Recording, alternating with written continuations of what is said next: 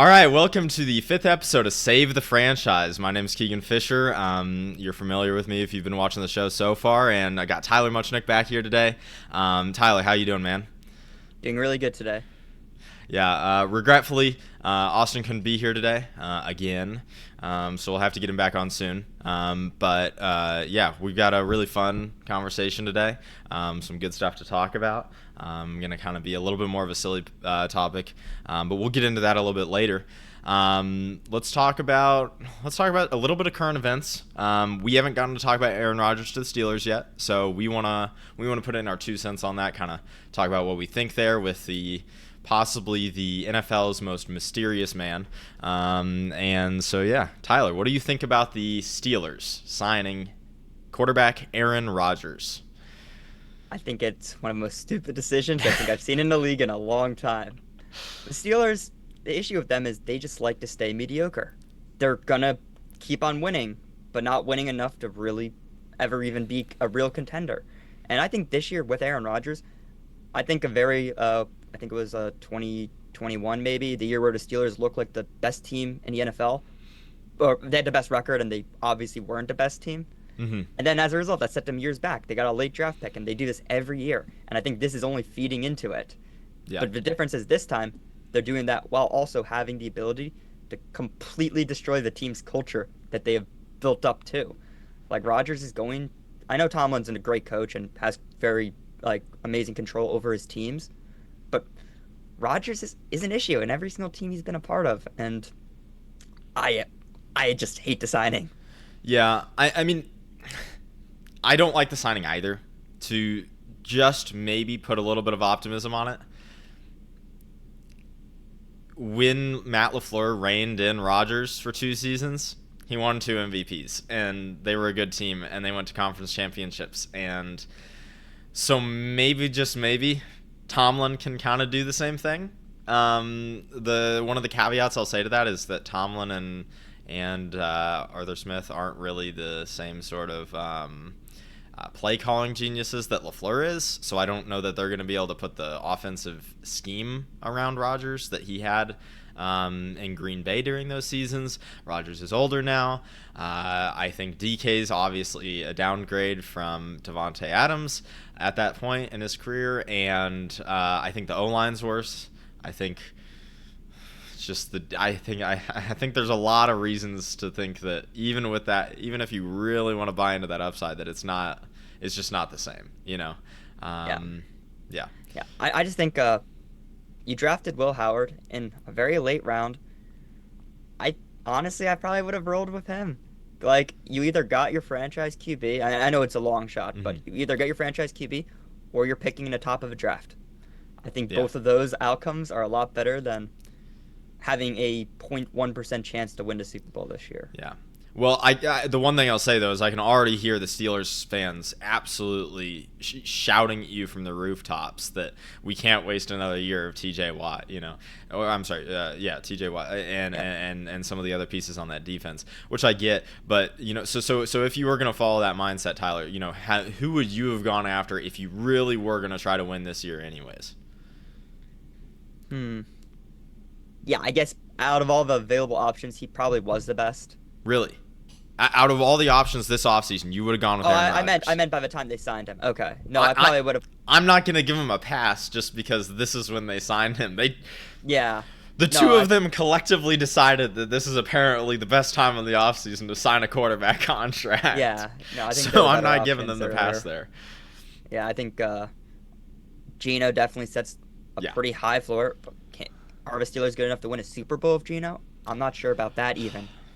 But I think if you're gonna gamble on trying to make a run this season, and then trading Pickens away just completely counteracts everything. Like, I don't hate the trade and the value they got for Pickens, because they probably didn't want to pay him, but it's like you don't make that trade if you're trying to win a Super Bowl this year.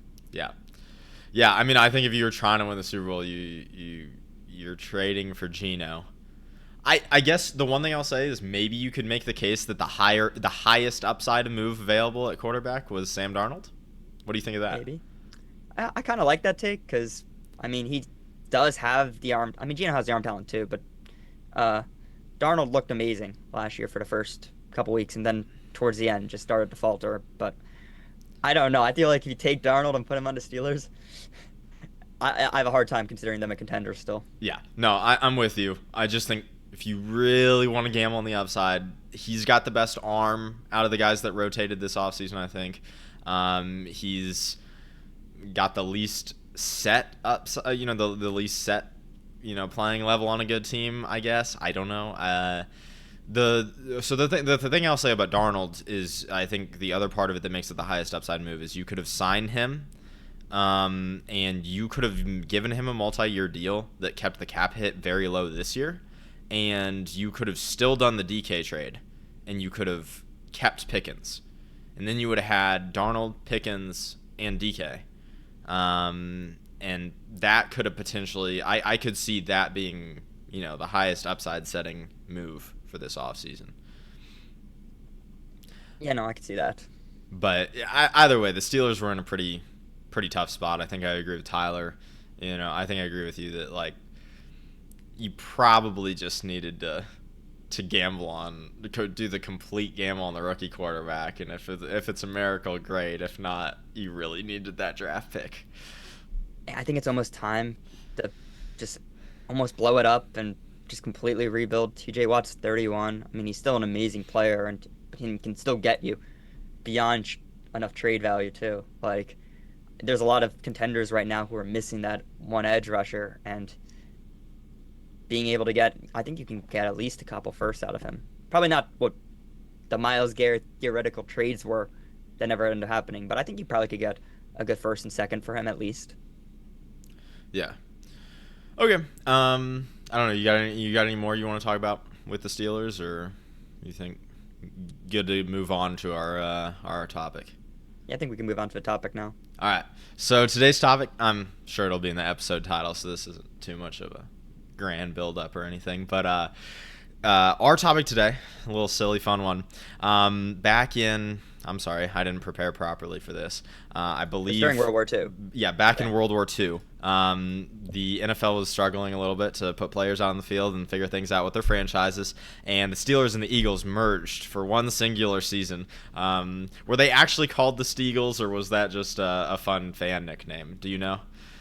I don't think they actually were, but I think almost every single fan called them the Steagles that season. Yeah. Well, we'll refer to them as the Steagles. But yeah, anyways, so we thought shout out to my mother. This podcast idea is coming from her. So yeah, thank you very much, Mom. But yeah, we're gonna talk teams that we'd like to combine in the NFL just for one season, and then what could they accomplish if they were combined. To make this topic a little bit more stimulating, we're going to keep this to teams who had 8 wins or less last season. Okay, so just to go through those teams real quick, I'm sorry if your team's getting left out. But we have the Falcons, the Colts, the Dolphins, the Cardinals, the Cowboys, the 49ers, the Jets, the Bears, the Panthers, the Saints, the Jaguars, the Patriots, the Raiders, the Browns, the Titans, and the Giants. So yeah, I think we're going to have a good selection of teams that they all have flaws. There's not a ton of good quarterbacks in there, but there's some compelling units. There's a lot of people that don't get talked about very often, and so I think all that should be pretty interesting. Tyler's got a good one to kick us off. I think we'll be going back and forth with a few ones that we've kind of already prepped out and thought about. Then we'll see where it goes from there. We might talk about putting together a few together, see if we can come up with some good combinations we hadn't thought of. But yeah, we're gonna go back and forth on some of the ones we really like first, and then at the end I think we might touch on just one combination of each briefly of some elite teams in the NFL. It's an idea I had as well. So yeah, let's kick things off. Tyler, I know you've got a fun one to go first, so go for it. Yeah, so the one that we actually both thought of this one independently, but we kind of had the same one as just our go-to favorite, and that is the Cowboys and the Jets. What I really like about this combo is they fit each other nearly perfectly. Yeah. The reason I first thought about it, I was going through the O-line, and the Cowboys interior with they drafted Tyler Booker, they have Tyler Smith, they have Cooper DB or BB, or however you pronounce his name. Mm-hmm. I mean, he looked amazing as a rookie last season. You have a great interior. And then the Jets, who have invested in the first round in the last 2 years at tackle. They've gotten, uh, last year, they got Olu with, uh, in the early first. This year, they got Membu. That O line is, like, theoretically in a current NFL, would probably be the best O line. Yeah. I think it's at least, I mean, you maybe can make a case for some other teams, but it's hard to. Now on paper, I think that one is the best unit, and I think the out of all of the like teams that are sub 500, I think Dak Prescott is the current best QB in my opinion, at least. So I think you take the best QB, and you still have great weapons too in that. I mean, Hmm. just going through it, you would have CeeDee Lamb, George Pickens, and Garrett Wilson probably in the slot, or you could do CeeDee in the slot, whichever order you feel fit. But wow, Yeah. Yeah, so I agree. I think one of the things in particular I loved about the offensive line aspect of it is that you've got you've on both teams you've got some pieces that we're still not sure exactly what they are, but at those positions you're very insulated. You've got multiple options to go to, which I love, right? So when you're looking at left tackle in particular, probably we're gonna argue that's the most important position on the offensive line. You're not just saying, oh, we've got this really talented player in Fashanu that going into the second season he should be really good, right? No, it's we have Fashanu and we have Tyler Guyton. So you're getting two different shots at a pretty solid, very athletic tackle developing and being, an above average offensive tackle starter for you on the left side. And then Terrence Steele is a reasonably good right tackle in my opinion.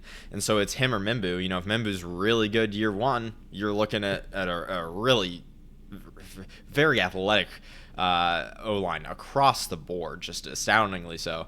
But if Membu doesn't make it go, it's not like you're in trouble. You still got Steele. And so I love that. And then, yeah, you're right. No matter how that interior shakes out, the three guys you're coming and playing with, my guess would be Tyler Smith, Joe Tippmann, and AVT to start the season. But Tyler Booker might break into one of those spots. I wouldn't be shocked if you were really in that team situation. So the O-line is fun to think about. yeah. And we haven't even touched on the defense really that much yet.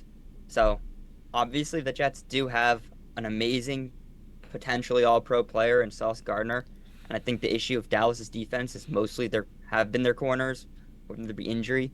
But fully healthy, you take a corner room of Sauce Gardner, a healthy Trayvon Diggs, and maybe throwing Bland in there. There's some upside there, obviously. There's also a lot of downside too.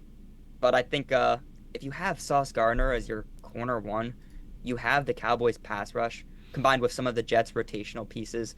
Like Will McDonald doesn't need to be the complete starter, and he can just go in there for on passing downs on Right. this team. I mean, we didn't even touch Micah Parsons, but I mean, he still is an elite, high-end, beyond all-pro level pass rusher. And no, I think the defense unit's still great too. Yeah, I think. Like I think this team was assembled. Yeah. Sorry. Finish your thought. Oh yeah, I think this team is assembled. I think like on all fronts, they are the Super Bowl favorite by a long shot. Yeah, I'd have a little bit of concern with Dak's injury history. I know this is a 1 year shot. I'm not don't want to take injury into account too much, but yeah, Dak going up against some of the other Supermen, and then that injury history would be a little concerning. But yeah, I think they'd be a pretty easy Super Bowl favorite. One of the things I really obviously one of the things I really like about the defenses is that front seven just comes together so well. In my opinion, I think they combine really well. You've got options across the board. Quinn Williams paired with Micah Parsons is just, you've got two aces in your pass rush, and then you've got a bunch of other guys who can impact things in a significant way. The one spot on the team, I think things don't shake out perfectly. I'm sorry. I think there's the one spot on the team I think things don't shake out perfectly is safety. I think I like Malik Hooker.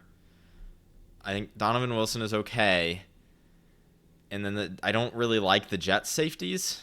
And so that'd be the one spot on the team where I'd kind of be nitpicking. But if safety is the spot on your team that you're kind of like, this isn't great. We don't have We don't have super upside starters. I think you're going to be okay. Yeah. I also, we have the linebacker room Yeah. is pretty good too. I mean, you have Because well, that's been one of the issues for the Cowboys defense, and yeah, one it of the has been. reasons they haven't been able to figure things out lately. But yeah, you have Overshone, who we're assuming is healthy in this reality. Uh, you have Sherwood for the Jets. Pretty good coverage linebackers. I mean, that's really yeah. No, both these teams just they're both not complete, but they're like both about like 50 to 60% there. Yeah. Then you combine them, yeah, it fits like a puzzle. Yeah. No, great combination. Um, yeah. So would you, if you were running this offense, would you live in 11 personnel, or would you want to use some of these variety tight ends and kind of try to bully teams a little bit with that offensive line? That's tough, but I actually probably would stick with 11 personnel, to be honest. I know a lot of the tight ends on this team are great blockers, but it's just, I don't know. I think Dak just loves, you know, drop back and you give him these weapons and give him the O line provides great pass protection too. I honestly think you'll have most success doing that, and I think Dak wins an MVP if a team like this too. The counting stats are going to be ridiculous, Yeah. but I think I agree, and I think I would look at the Rams as the blueprint. The Rams have played with a lot of different exact ways to go about doing things lately. In the past 7 years, kind of moving to a more power run game lately. But they've still stuck. They love 11 personnel. Sean McVay likes to at least spread it out somewhat and really sit in that 11 personnel and have a lot of route options when he wants to throw the ball. I would look at that team and I would use that as the exact blueprint. In particular, this power version of the run of the Rams team. I would look at them as the exact blueprint for how to use these players. I'd see Sean McVay's classic slot guy as CeeDee Lamb and Garrett Wilson kind of flop back and forth. I think CeeDee Lamb's going to be a little bit better in that role, but you can flip him around and teams aren't going to know what's coming there. And then whoever's on the outside, you can use them with a little bit more of Sean McVay's move guy, smaller guy, kind of like Tutu Atwell on a lot of plays. And then obviously you've got George Pickens as his big bruising blocker, and just really aggressive player, and to go do those things. And so yeah, I think that's awesome. What you can do with all that, and then the combined, each of them don't have great receiver depth, but once you combine two teams, suddenly depth yeah, starts looking pretty good.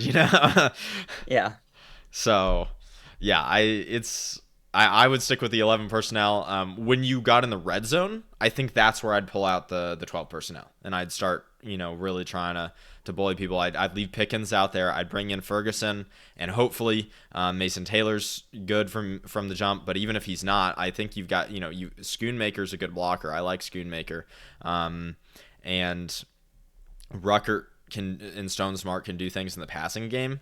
And so I think when you got in the red zone, I would start looking at shifting down into that 12 personnel and kind of playing a little bit of bully ball in those condensed spaces.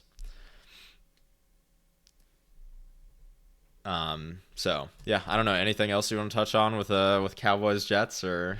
I mean, we could talk a little bit about the coaching Yeah, involved go for it. because, like, okay, so Jets obviously have first year head coach Aaron Glenn. We don't know how he'll turn out. And in terms of play calling, they got the tight ends coach from the Lions, who to call plays for them on offense.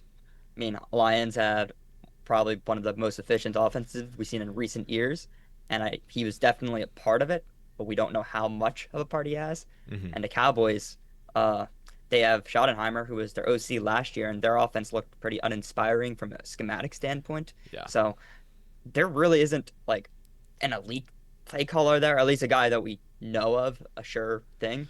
So it kind of scares me on the offensive end. But that's just yeah, the offensive play calling does scare me with this combination still. Yeah. The counterpoint I'll say on coaching though is that like we said, the back end of the defense, the secondary, is probably the weakest part of this combined team, and you're bringing in Aaron Glenn. Yeah. I kind of think that's perfect. I think the one issue with that is that the Cowboys guys love to play zone for the most part.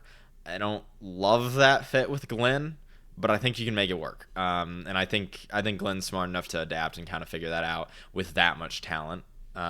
So yeah. I also think Andrew Booth Jr., who's like currently buried on the Cowboys depth chart. I'm not even sure if he's gonna make the roster this year. I kind of think he would be like a really good in an Aaron Glenn scheme. I forgot they drafted Revel too, Yeah. who could Yeah. also be a monster in a Glenn scheme. Oh So yeah. yeah, Yeah. And just to clarify for anyone listening who's not super familiar with Aaron Glenn's scheme, like he loves to play man to man and play really smart man to man, passing off across the field. But having athletic corners to where he could really mess with it and do whatever he wanted with that man to man scheme. Yeah, it would be fun. So that's one thing. I think when we talked about the Jets on our first episode, we kind of mentioned Sauce Gardner as well. I'd rather play off zone coverage. So I do think. I do think you'd still want to end up playing off zone coverage and maybe playing a little bit of the cover 3 type stuff that the Cowboys like to play. But there's some fun pieces buried on these depth charts that would work really well on an Aaron Glenn Lions defense. So that would be fun to watch. Yeah. All right. I think that'll do it for Cowboys Jets. Let's I'm gonna bring in a little bit of a weird one that I was telling Tyler about. That's not so much one that I think's a perfect combination or anything, or that these guys probably wouldn't be Super Bowl favorites in my opinion, but I think this team just fits together in a really cool way, and it's the Raiders and the Bears. And so I think I think part of me really wants to see Ashton Ginty and Brock Bowers in a Ben Johnson scheme.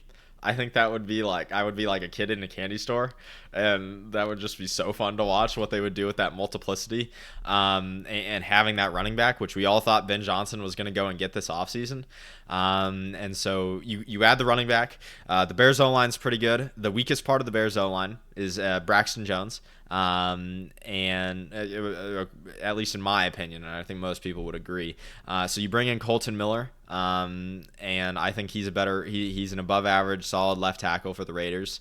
Not to speak too good about any of their players, they are the Raiders, but no, I think bringing Colton Miller kind of shores up that part of it. Your interior is great because of the Bears, and I like the Bears right tackle as well. So yeah, I think the O-line's gonna be really nice. Obviously gonna have a ton of depth because you've got the Raiders starters behind the Bears now, Bears starters, and then. Yeah, the weapons would be, wow. Yeah, that'd be something to watch. yeah, that combination right there is pretty crazy because both these teams are some of the bottom teams in the NFL last season. I mean, obviously they project better this year just because of the offseason that they have had, getting a lot of new talent. But yeah, no, the depth on those weapons is just ridiculous. The only thing about this team that I think is a little bit lackluster is the QB position. Right. Like, that is just the one thing that you really aren't going insane on. But, I mean, we really don't know how Caleb Williams is going to pan out. I mean, his first year was a little bit lackluster, but you can chalk that up a lot to the whole Eberflus disaster. Mm-hmm. And it's not like he looked horrific out there. He just had a lot of bad habits that can be fixed, but you have Ben Johnson to come in and fix them. Right. But the floor is still there with Geno. And so that's, when you talk Super Bowl contention, I get it. I forgot about Geno. Yeah, no, what am I saying? Yeah. but you still have Geno, borderline top 10 quarterback as your floor setter.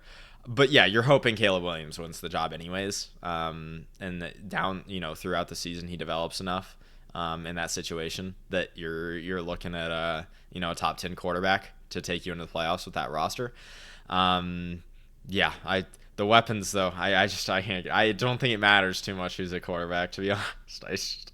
Because the Bears are already pretty stacked, and then you're adding in Jacoby Myers and Brock Bowers in the passing game and Ashton Ginty in the run game. It would, and I think Ashton Jeanty just the fit is perfect Yeah, in that Ben Johnson scheme. you know, I am excited to see how Ginty does this year. Yeah. Like watching him in college last year was incredible. I don't think I've like had that experience watching a college player since I don't know, maybe what Muhammad Ibrahim was doing like 4 seasons ago from Minnesota.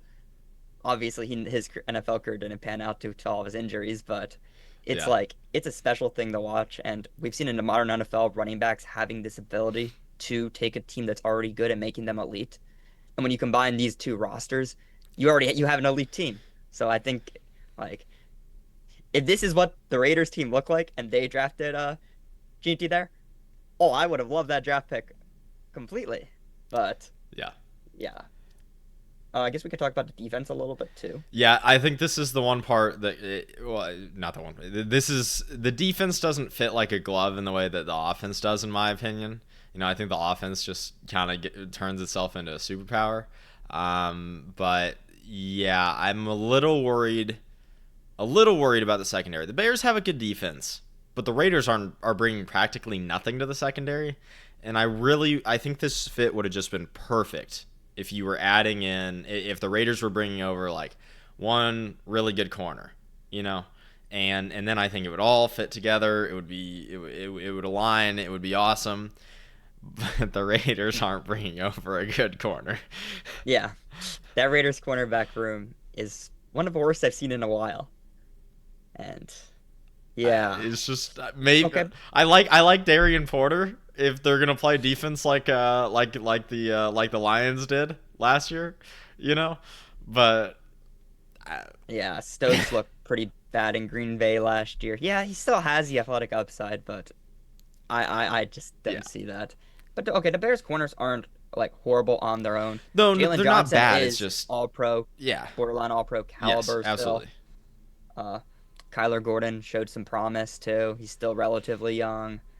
Like it's just the depth is kind of concerning there. yeah. I just think when you want to talk Super Bowl contending defense, I want one more piece in the secondary, in particular in the cornerback room, and the Raiders just don't really bring that to the table. Upgrading over either Kyler Gordon or Tyreek Stevenson, I think would be nice, and then their depth, but that's not the case, and so I don't love the secondary in terms of really trying to go toe to toe with some of the best, quarterbacks. Although I guess that's an interesting question: are they playing in the AFC or the NFC? Yeah, no, it does make a Does big it matter? difference. Yeah. I think if you're playing in the AFC, there's some boat race potential to, where your offense is gonna score a ton, but you're going up against the Chiefs, the Bills, the Ravens. The other quarterback might get on his horse and really make it a explosive game that just comes down to the final drives. But yeah, how about you talk about the defensive line though, because I do think this fits pretty well. Yeah, the defensive line, I mean, you have Max Crosby, obviously. Great player. I know I'm higher on him than you are, but I mean, you can agree he still is an amazing player at Sorry, what he 22 does. years of Raiders hate dies hard. Yeah. But no, Max Crosby's a great player. I mean, you could pair him up with Montez Sweat. Now, we had a down year last season, but he still is a talented edge rusher who's very fundamentally sound, great run defender. Yeah, Uh, and then on the interior, you still have some pass rushers. Christian Wilkins, another guy who had a down year, but he still has that juice in him, in my opinion. yeah. I think something that would help him is playing less snaps, and obviously you can do that now. I still want him playing a good chunk. But you can kind of control it more and make it, find the balance that's best for him rather than best for your unit, because the unit's going to be able to compensate. So you're going to Yeah, get they the are, best yeah. out of him. Yeah, I forgot about Gervon Dexter, too. Right. Young player, has that pass rush upside in him, too. It's pretty fundamentally sound. I don't think it's anything like the interior I'm more referring to. I don't think it's enough to, like, strike, like, fear into a lot of teams, but No, it's, but with Max Crosby leading the way, it's yeah, it is Yeah, it's really good D line. Yeah, no, I think you're instantly a top 3 D line in the NFL. Not many D lines are that complete, so that's big bonus points, and then you still have the ace pass rusher. So yeah, it's good. It would be a good place to be. What do you think about the linebackers though? How do you feel about how Tremaine Edmonds and T.J. Edwards have been playing in Chicago? I mean, they're not bad. Obviously, they are good. It's just they both have limitations to them, and I've always thought trying to build your team through a linebacker is never really that successful. Yeah. But I mean, there still are like at least a good unit. I mean, they're both really smart players, and I think that is great to have on a defense, especially when you have a lot of athletic corners here. You have some athletic interior D linemen, athletic edges, for the most part. Montez Sweat is at least. I think you could deal with like just some smart linebackers, but it really depends on what scheme you're trying to run here. Mm-hmm. So who would you really take here to be those schemers? Defense end. I don't know that I want to play Pete Carroll's cover 3 with the Chicago corners. Yeah, you know what I'm saying? I agree. Yeah, it just doesn't. I don't know that they're going to play working. physically enough. I don't know. But Bears fans, come shout at me if I'm wrong. Feel free, but I don't know. I don't love it. But yeah, I just think he is probably the best defensive mind, at least out of all the options that we know of so far. But I agree. I kind of feel like, yeah, he has to alter his scheme completely. Yeah, like I think I'd rather play quarters a lot of the time and really play true cloud coverages rather than play cover 3 running up the field. Yeah, I could see that. Yeah. Plus, I don't know that you have the free ranging safety to really make the most of cover 3. You know, I like Jeremy Chin. I like his athletic profile. I like I like Kevin Byard, but I don't know that he's got the range anymore. And Jawan Brisker's a really fun box safety, but I'm not putting him back there as my sort of cap to the defense, And so I just don't love how that secondary lines up for playing that way. Counterpoint, the defensive line is probably good enough against most teams that it doesn't matter too much as long as the scheme is sound and people understand it. So that would be the case to make there. But yeah, I don't know. I feel like it wouldn't be utilizing them as well as you could. So I don't know. Any other thoughts on Bears Raiders? I just thought it was such a fun offense to look at. Yeah, I think also we didn't really talk about this, but the TV value you would get for this team, oh, that would be fun. I would love to watch that. Getting just to see all those weapons flying around. You could do so many things on offense. Yeah. And it's like this team. Yeah. It feels like you're playing Madden with a team like this, and that's just what you love to see. But for sure, yeah. I mean, just you're obviously gonna sit in 11 personnel, and it's gonna be like you're in 10 per. I don't know. Maybe you could do some 12 personnel too. Really? Elite tight ends. Who's your second Who's your second tight end? You want? Well, Loveland isn't a good blocker, or he's not a horrible blocker, but. Oh, I forgot that you could. Yeah, you could do some fun things there too. I'd rather sit in 11 personnel with Bowers and play like it's 10 personnel. Yeah, you pretty much. You know what I'm saying? He's a receiver. Yeah, no, that could be fun too. But like when you line up with Bowers, you're basically in a spread look. Yeah. And it would be awesome. Yeah, just the run after the catch stuff you could do with the various combinations of Burden and DJ Moore and Odunze, like that's fun. Yeah. Yeah, I haven't even mentioned this, I don't think, on the podcast yet, but I actually think Odunze is probably my breakout player of the season for this upcoming season out of any guys. I just think he actually was the most underutilized out of a lot of the players last year from Eberflus, and I don't know. I think in the Ben Johnson scheme, his route tree is incredible. That's the thing. He can do whatever Ben Johnson wants of him, and Ben Johnson's gonna want him to do some crazy stuff out there. Yeah. I think honestly, I'm just giving you some fantasy advice. He's getting drafted, I think, way below where he should be. But I think I agree with that. I want to be a little bit cautious about the volume projections because I don't think he's first in line to get the easy rack touches. I think they're going to look at Burden first there, and kind of use that as a way to get Burden integrated in the NFL. And so a lot of those screens and things, I think you're going to see those going to Burden first. But yeah, I like Odunze. I think breakout is very much on the table this year. Okay, anything else with Bears Raiders, or you want to get into another one? I think we can get into another one. All right, what do you got for me? Okay, so I'm gonna choose one that I think just another one that fits pretty well. They're not both good teams, but they are. One of the teams is really good. The other team, I still think, has a lot of good talent lying around, and that is Niners Browns. Okay. Here. So obviously, I think Brock Purdy is one of the best QBs on one of the teams that are sub 500.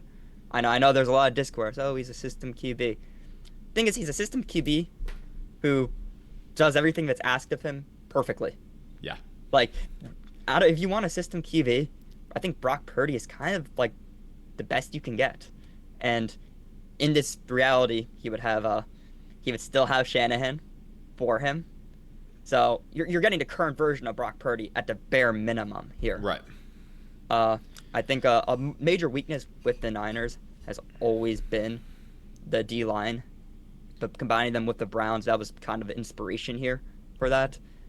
You would have Nick Bosa, Myles Garrett, and then now you have Mason Graham in the interior. Like, yeah, have fun O-lines with that. That's ridiculous. And it's not even like that's just a pure pass rushing group. You are shutting down almost any inside run completely there. This team is almost impossible to run against, which is the complete opposite of how the Niners have kind of been in the past or last season. They were getting ran over, and you had that linebacking room. This is where things even get more fun. You pair Fred Warner with JOK. Wow, the amount of guys just flying around the field. So even if a running back gets past the D line, just say the O line gets every single thing perfect. Oh, then you have a linebacker moving at 4.4 speed coming right at you. Yeah. This team, I actually think matches up very well against a lot of elite running units in the NFL too, currently. Like, I think against the Eagles and Lions, Ravens. Because, yeah, it's almost impossible to run against them. I still think there are flaws with this team. Is there anyone you want to pick out in particular? So first of all, let me just say the defense would be ridiculous. It would be so fun. Yeah. It would fit perfectly into how Saleh wants to play defense. You're adding a bunch of physical, really hit you players, and you're making that 4-man pass rush. Saleh's 4-man pass rush, just exquisite. So yeah, absolutely. The little hole I'll point out is like the Raiders and the Bears, I want a little bit more out of the cornerback room. And it's because the Niners are pretty depleted. You've got Diamador Lenore, and then I'm not sure I've ever seen any of these other guys play football before, frankly. Not the most watched guy in the NFL space, but okay, you still those have are some Denzel Ward, names. though. What's that? You still have Denzel Ward. You still have Denzel Ward. Granted. From the Browns. Granted. Denzel Ward and Greg Newsome combined with Diamador Lenore. Martin Emerson is not nothing. But if we're talking creating a super team like we should be with these teams, I think the bar's higher than Martin Emerson at one of your outside corner spots. Because that's the thing is I don't really want Diamador Lenore playing on the outside. I don't think that's the ideal situation. I think he's much better in the slot. He's a very good slot corner. And so when I look at it, I'm seeing, I'm seeing Denzel Ward on the outside, and then that other outside corner spot, whether it's Newsome or Diamador Lenore playing outside when that's not their best, or if it's Martin Emerson. I just don't love the way that lines up. I don't know. What do you think? Oh, yeah, a little bit of a counterpoint though is in this reality you would be getting Jim Schwartz as your defensive coordinator or Saleh, whichever one you prefer, but I would probably go Jim Schwartz here, and he's done a great job of building defenses who really hide their limitations with their corners. That's fair. I mean, the Browns have done it every year. I mean, Eagles won a Super Bowl with uh, our number one corner potentially being Patrick Robinson. Like, he does do a great job, and part of that is the fact that he loves having these lines. And I do think this D line is so powerful and menacing that I think it could take away a lot of the limitations that this cornerback room does have. Absolutely. But and even though then I know we're saying you take one DC, but that doesn't mean you can't have Salah as like helping out too. I think I'd combining stick him entire as the D teams. line coach. For Yeah, sure. Yeah, no, it's well, and so the other benefit is just to to go against my own point. Like your safety room is pretty nice. It's led by it is. Mustafa and Delpit, and that's going to be more than enough to really kind of put a lot of juice behind those corners. Yeah, if you're just protecting one corner, and then you've got a great slot corner and someone who's flashed elite outside corner play in Denzel Ward. Yeah, that's a pretty good spot to be in. Yeah, I guess we could talk about a lot of the offensive weapons because this is where I think things got actually. You have a lot of the same player or similar player mold, which I think is the kind of concerning. But I also think if anyone was going to make it work, it would be Kyle Shanahan. Oh yeah. Like, so obviously from the Browns, you have Jerry Jeudy, who had a breakout season last year. Still think he's a little bit overrated in terms of national media talks. I mean, he was a Pro Bowler. I'm not sure if he really is that level, but I think he's a great receiver. But you're pairing that with a Niners team that isn't lacking weapons. You still have Ayuk. Uh, Pearsall looked promising as a rookie. Jawan Jennings, he had an amazing breakout season last year too. Uh, Cedric Tillman for the Browns started to like peak late into the season, and they also added Deontay Johnson too, which I guess is solid depth. I'm really completely lost with his whole downward spiral, but I think there's a reality where given Shanahan can turn him back into the player he once was as a depth piece, which I think is great depth.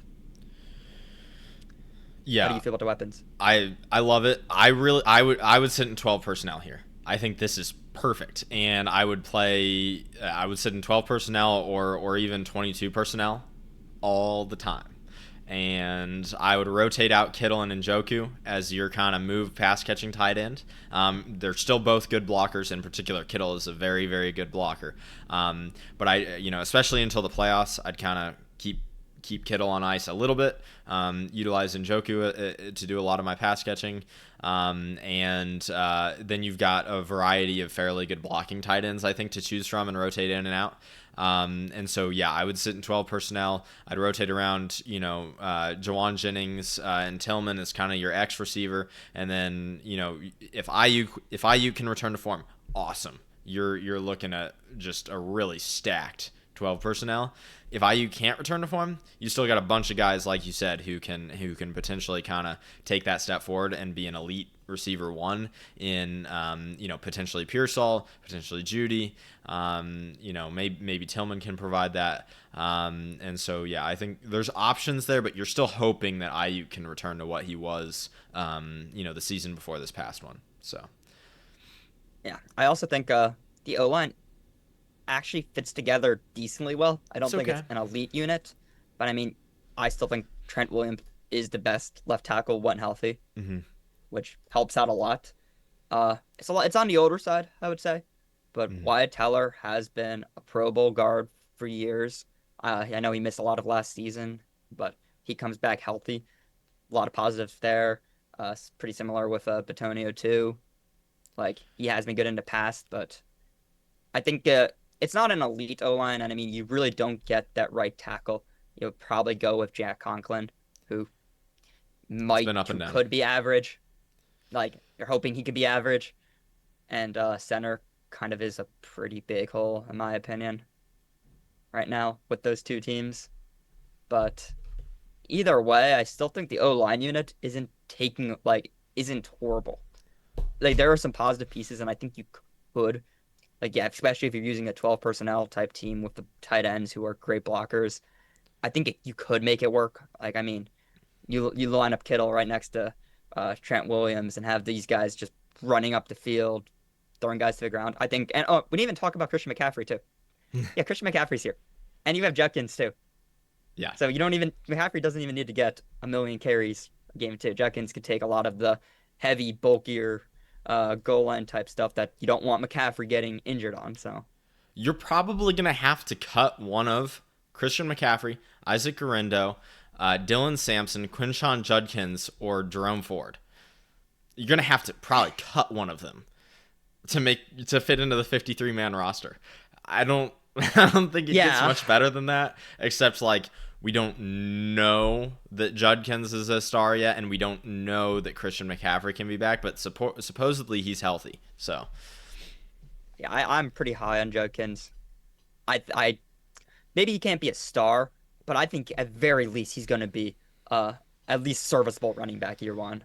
I think it's hard to see him not be at least a top half of the league sort of RB1 this year. I don't love him in fantasy this year in the Browns situation because of what the Browns look like, and then because Dylan Sampson's going to get plenty of touches, I think. But yeah, I think in this scenario, wow, Yeah. that would be something. I do feel a little bit bad we haven't talked about Kevin Stefanski at all. He's really smart, great play call and all that. It's just that Kyle Shanahan is the guy, and especially with this type of personnel and working with Brock Purdy as your quarterback, I think Shanahan's obviously the guy. So, but I do just want to shout out Stefanski. I think if for some, if we said that Shanahan was off limits and Shanahan wasn't available for this season, I think you'd still be in a really good spot with Kevin Stefanski calling plays, and I think it would fit into his scheme fairly well, in addition to Shanahan. So what do you think about that?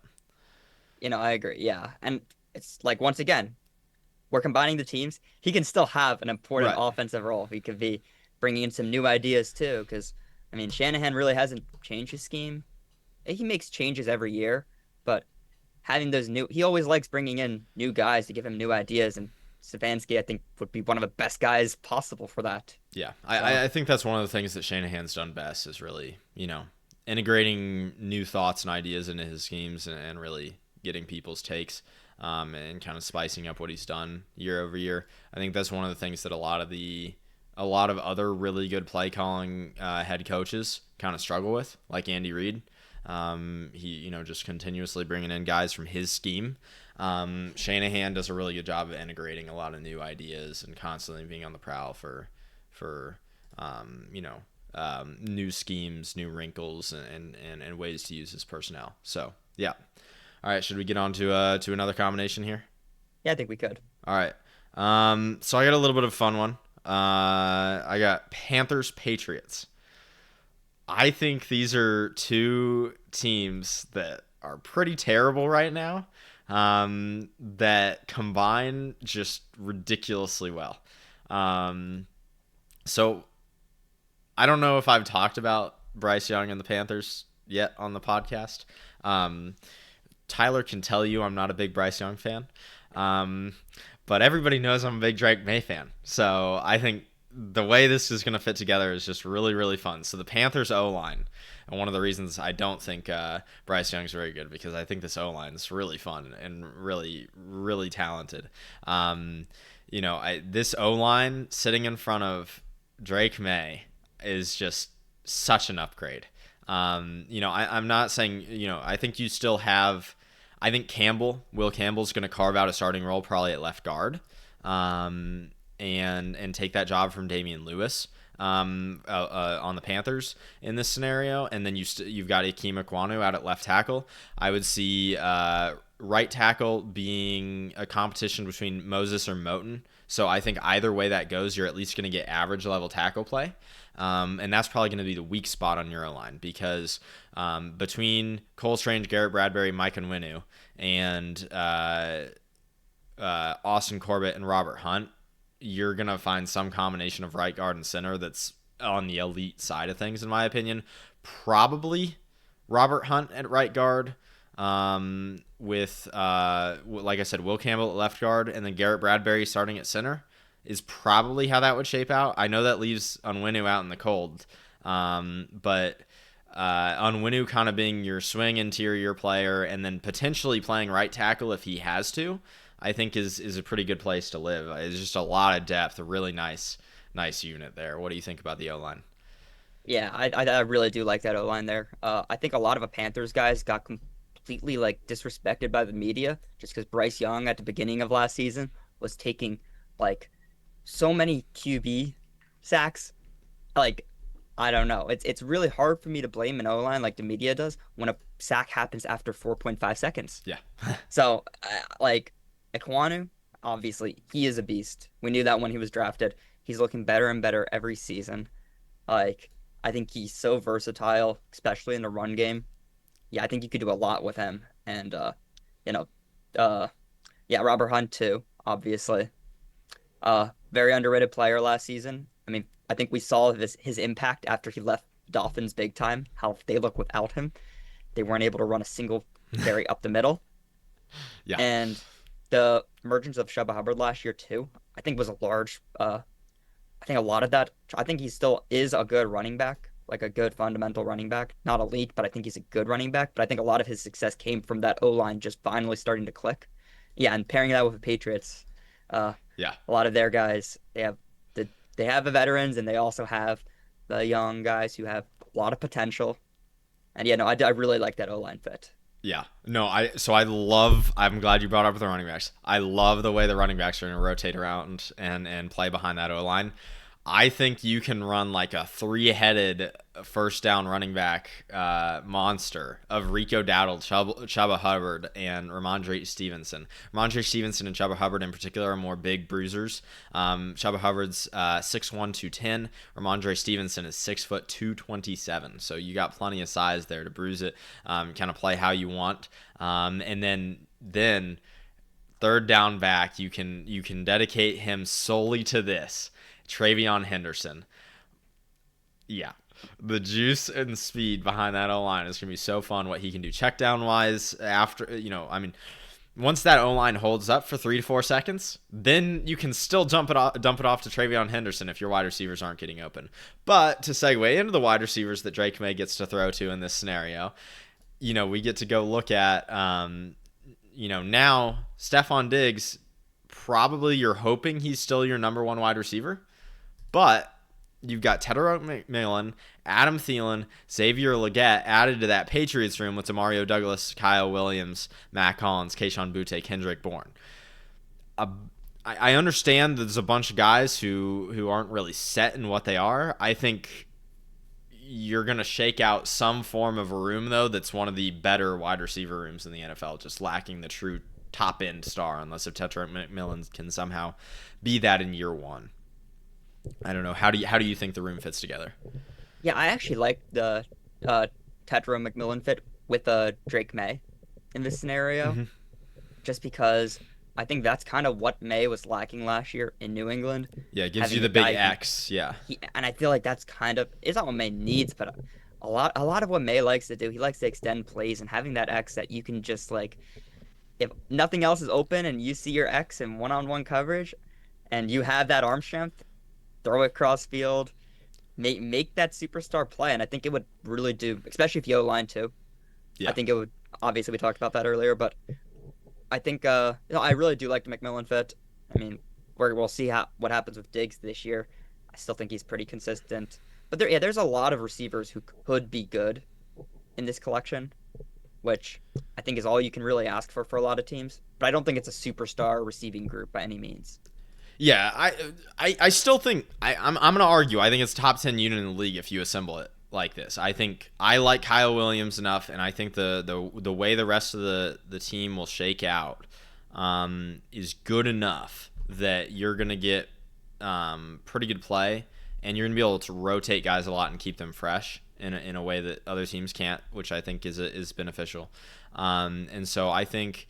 You're going to see Stephon Diggs playing a decent amount in the slot, Kyle Williams playing a decent amount in the slot, And you're going to get really good slot play out of that, whatever combination comes from that, in my opinion. And then on the other outside wide receiver slot across from Tedrick McMillan, presumably, I think you can rotate in and around Leggett, Thielen, and Butte and Bourne, and kind of get a pretty good combination of play out of those guys. And I can see that. Yeah, no, the depth is ridiculous here. I guess we can move on to the defensive end of the ball. So start off with the D-line. That interior D-line unit is beyond amazing. You have 3 guys who I consider probably elite, and Barmore, Milton Williams, and Derek Brown. Derek Brown. Yeah, you have 3 guys that you can rotate and pretty much do what the Eagles did last year. You just always have one of those interior guys fresh. You don't have to worry about Milton Williams playing a lot of snaps because he doesn't need to here. He can play exactly his role that he did last season. Right, you've got Tershawn Wharton as well. You you can rotate those 3 techs like there's no tomorrow. It's crazy. Yeah, rotate 3 techs. You have Wharton out there too. Yeah, no, that's a really good interior D-line unit. However, the edge room, I think, still has a lot to be desired in terms of building a super team. Like, I would mostly just go with the Patriots guys right now. Yeah. Maybe. I was pretty high on Nick Gordon going into the draft process. Maybe he can carve his way out there too. But you have Keon White, who does have the athletic upside and has shown some good success in the past. They also got forgot the addition of Harold Landry too. Right. Like they have playable guys who aren't just who aren't horrible by any means, but I don't think the edge room is striking fear into defense like the interior does. I'm sorry. Or offenses. Did the Panthers draft Gordon? I thought they did. Or am I wrong? Oh, they did. Yeah, I remember. Sorry. Yeah, they have him at ESPN has him at sub linebacker on the depth chart. What? Yeah. Okay, no, that's stupid. He is the least linebacker edge rusher I think I've ever seen. What? Okay. You're thinking ESPN.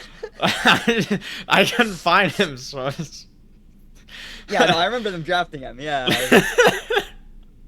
Well, good on you for the memory, but yeah, I think ESPN might want to look at that one.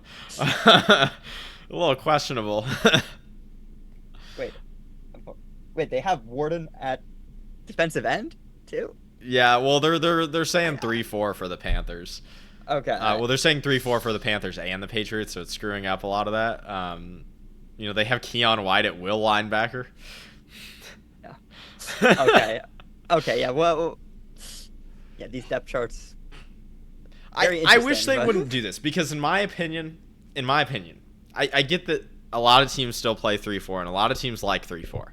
I'm sorry, they still line up like it's 4-3. Okay. Yeah. So can we just orient the depth charts like it's 4-3, please? I don't know. It makes so much more sense to me. But anyways, yeah, I think the D-line gets really fun. That interior is just, that would be a pain to deal with for even the best units in the league, like the Eagles. Like it would be just a matchup nightmare for anybody, because you can really just pick and choose your matchups and get people one-on-ones in a way that I don't think there's a single. I can't remember the last time we saw an interior unit that could do that type of thing. I think they're even. It's shocking. And we haven't even talked about the amazing cornerback, athletic cornerback duo that you have built here too. I really like this. You have Christian Gonzalez, one of my favorite draft prospects at corner I've had in a while. I absolutely loved him in college. Said the Eagles really weren't in a position to draft him, but we also got Jalen Carter that year, same year. Okay. I think it worked out. I think, yeah. Maybe I'm wrong there, but okay, Eagles got someone good, but it was either him or could have been the A.J. Brown trade. I forget which year he really got drafted, but I mean, Gonzalez is an amazing corner. I actually would argue that he could play zone and man amazingly. I know he probably is a little bit better in man, but I don't know actually. No, he's a great zone corner too. He's so smart. He's he's an amazing corner. You pair him up with J.C. Horn, who I know is coming off a little bit of a down season, but I think a lot of that is due to that. It's hard to judge a corner when he is the only, like one of the only competent players on that defense, especially after the Derek Brown injury. That, Well, I mean, look, if Carlton Davis is going to play like he played last year, J.C. Horn's going to be the third cornerback on the roster. true, yeah, yeah. Like, But I think he's going Carlton to get. Davis. I don't know. He might J.C. fall Horn, I off. think higher up. I think J.C. Horn still has higher upside. I agree with that. I guess I just But yeah. you know.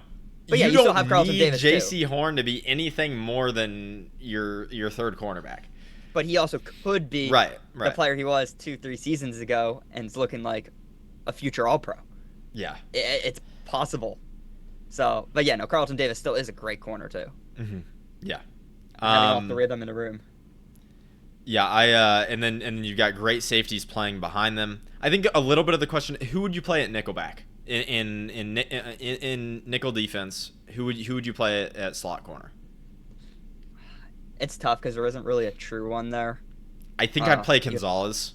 I think he'd be perfectly good at it. It just sucks a little bit because if you've got, he's also the guy I probably want going up against.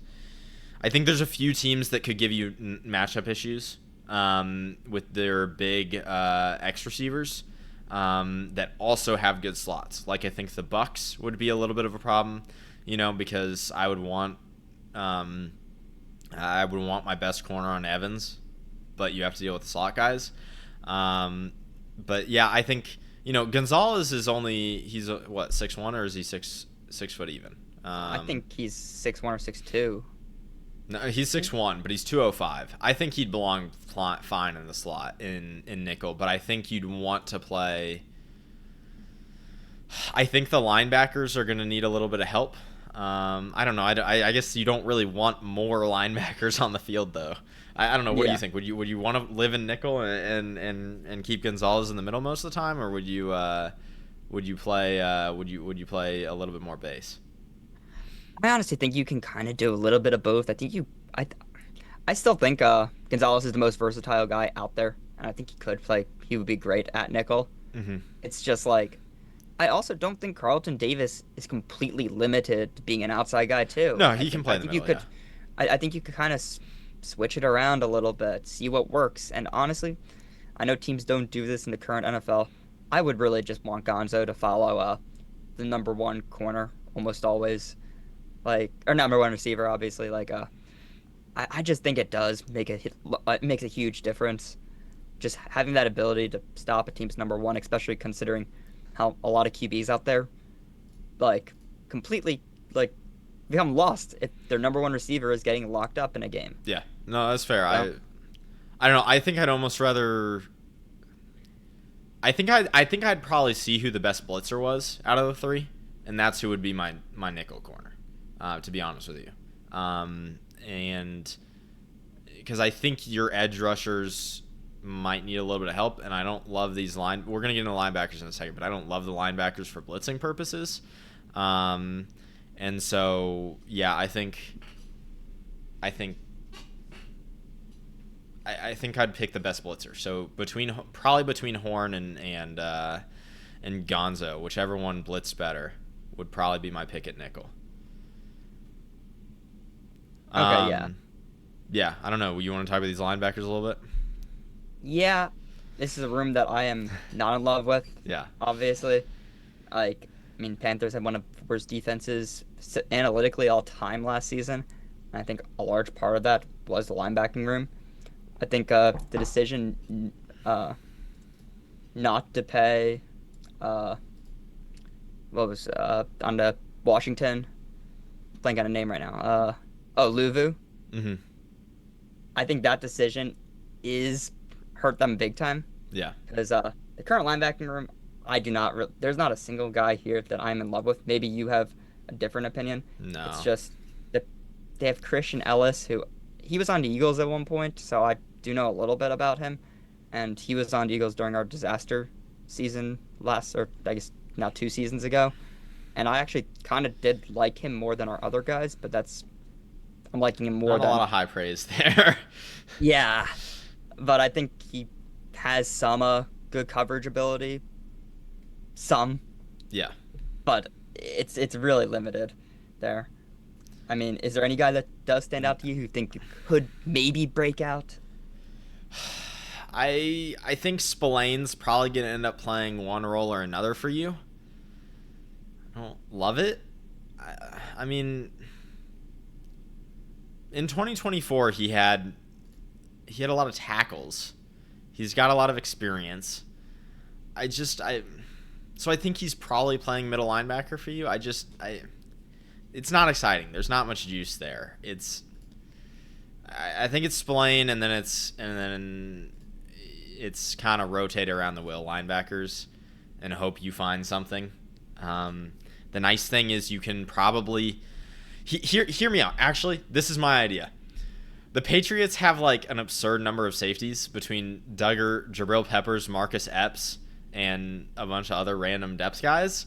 And, the Panthers aren't really contributing much, but they did sign Trevin Moehrig. So I like him. So you've got Moehrig, you've got Kyle Duggar, Jabril Peppers, and Marcus Epps. Hear me out.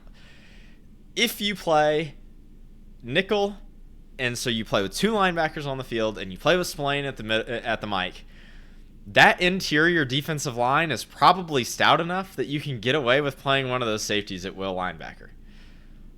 And then you just turn yourself into the fastest defense on the face of the earth. Yeah. I mean, that probably is the highest upside solution, but if you don't try to do that, I think this linebacking unit, even with the combined teams, is still probably a bottom 5 unit. Yeah. Like, probably. That's why I feel like you kind of need to try it. Like, you need to try. I feel like Mike Vrabel would slap me across the face if I walked into the Patriots building and suggested something like that. Well, yeah. But I kind of think it'd be the way to go. Yeah. Because, this, considering we're combining teams, this is still probably one of the worst combined linebacking things I think possible. Yeah. To be honest. I'm trying to think of a worse combo. It's pretty difficult, though. But, I don't think... But, you're right. The interior D-line's going to cover a lot of that issues with it, and we've seen great teams win Super Bowls without a good linebacking room. Yeah. I don't think it's essential, so... Yeah, no, you hear me talk about the NFL enough, you're gonna know that linebacker's not a position I particularly value all that much, but... Yeah, when you're combining teams like this, you would hope you could get something just a little bit better than this. Yeah. Yeah. All right. I don't know. Would you put Canales in charge or Vrabel in charge? Obviously, those are probably your play callers, on either side of the ball. But who would you want as head coach? I would put Vrabel. I think pretty safe. Yeah. I mean, he's had more experience as a head coach. He's had more success. Yeah, I think he's going to be a better CEO motivator. The one thing I'll say, though, I was impressed by Canales getting Bryce Young in the right mindset, headspace, or at least orchestrating whoever on the coaching staff was helping Bryce Young to do that.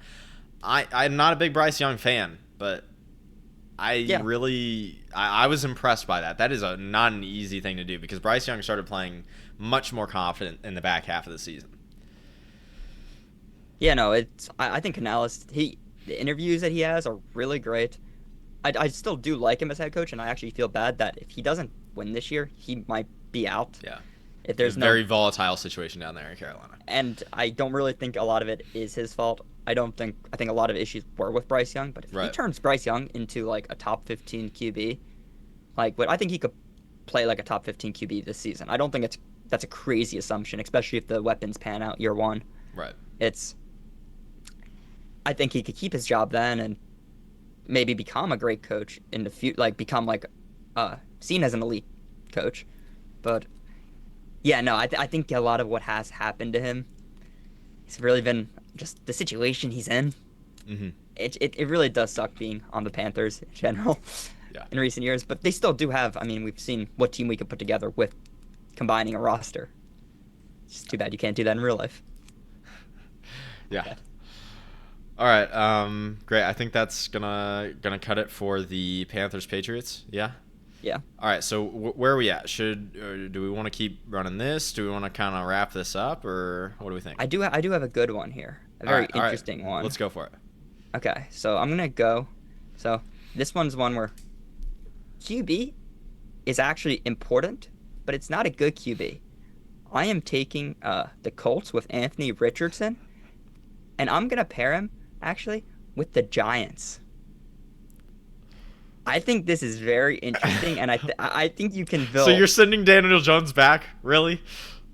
I think you are building, but that's the thing. Poor You are guy. telling, yeah, yeah. I guess. Oh, yeah, yeah. No, you're coming back. You're coming back.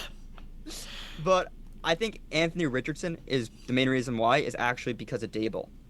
I Yeah. think Dable tried to make Daniel Jones Josh Allen for a little bit. At least, yeah, to start off, until he completely relegated him to just throwing slants to Darius Slayton for an entire game. But at the beginning of their tenure together, he tried to make, and there was some success too. Daniel Jones looked really good, but obviously, I think Richardson is the guy you really need for that. He's the closest guy in the league to Josh Allen's profile, not skills, profile. Yeah. And so, and also, Richardson needs.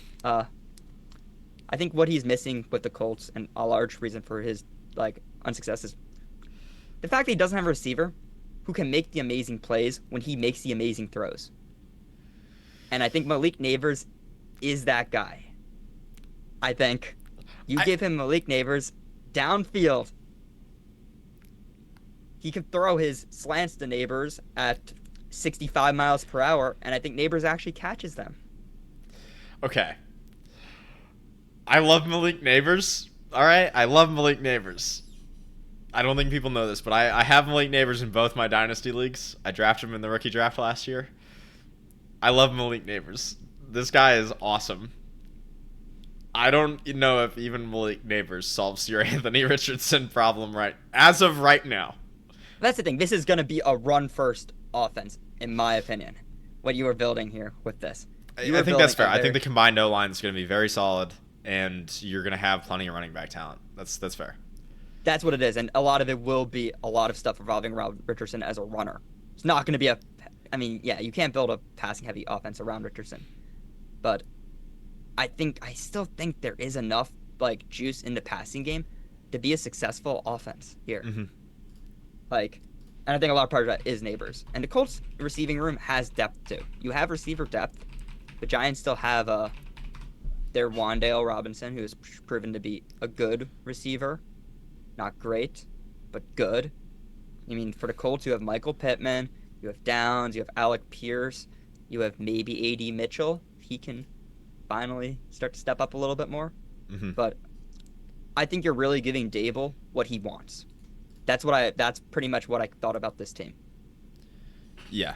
I think that's fair. I think the weapons go from a bad weapon unit on the Giants and a weapons unit lacking a true star on the Colts to now you've got the perfect combination of Malik Neighbors as your star and then the Colts guys providing depth, and I think it's beautiful.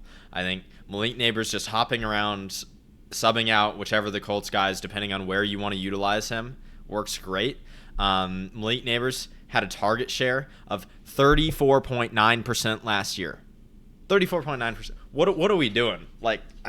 No receiver is going to play his best ball when he's getting utilized at that ridiculous of a rate and playing 91.8% of the snaps.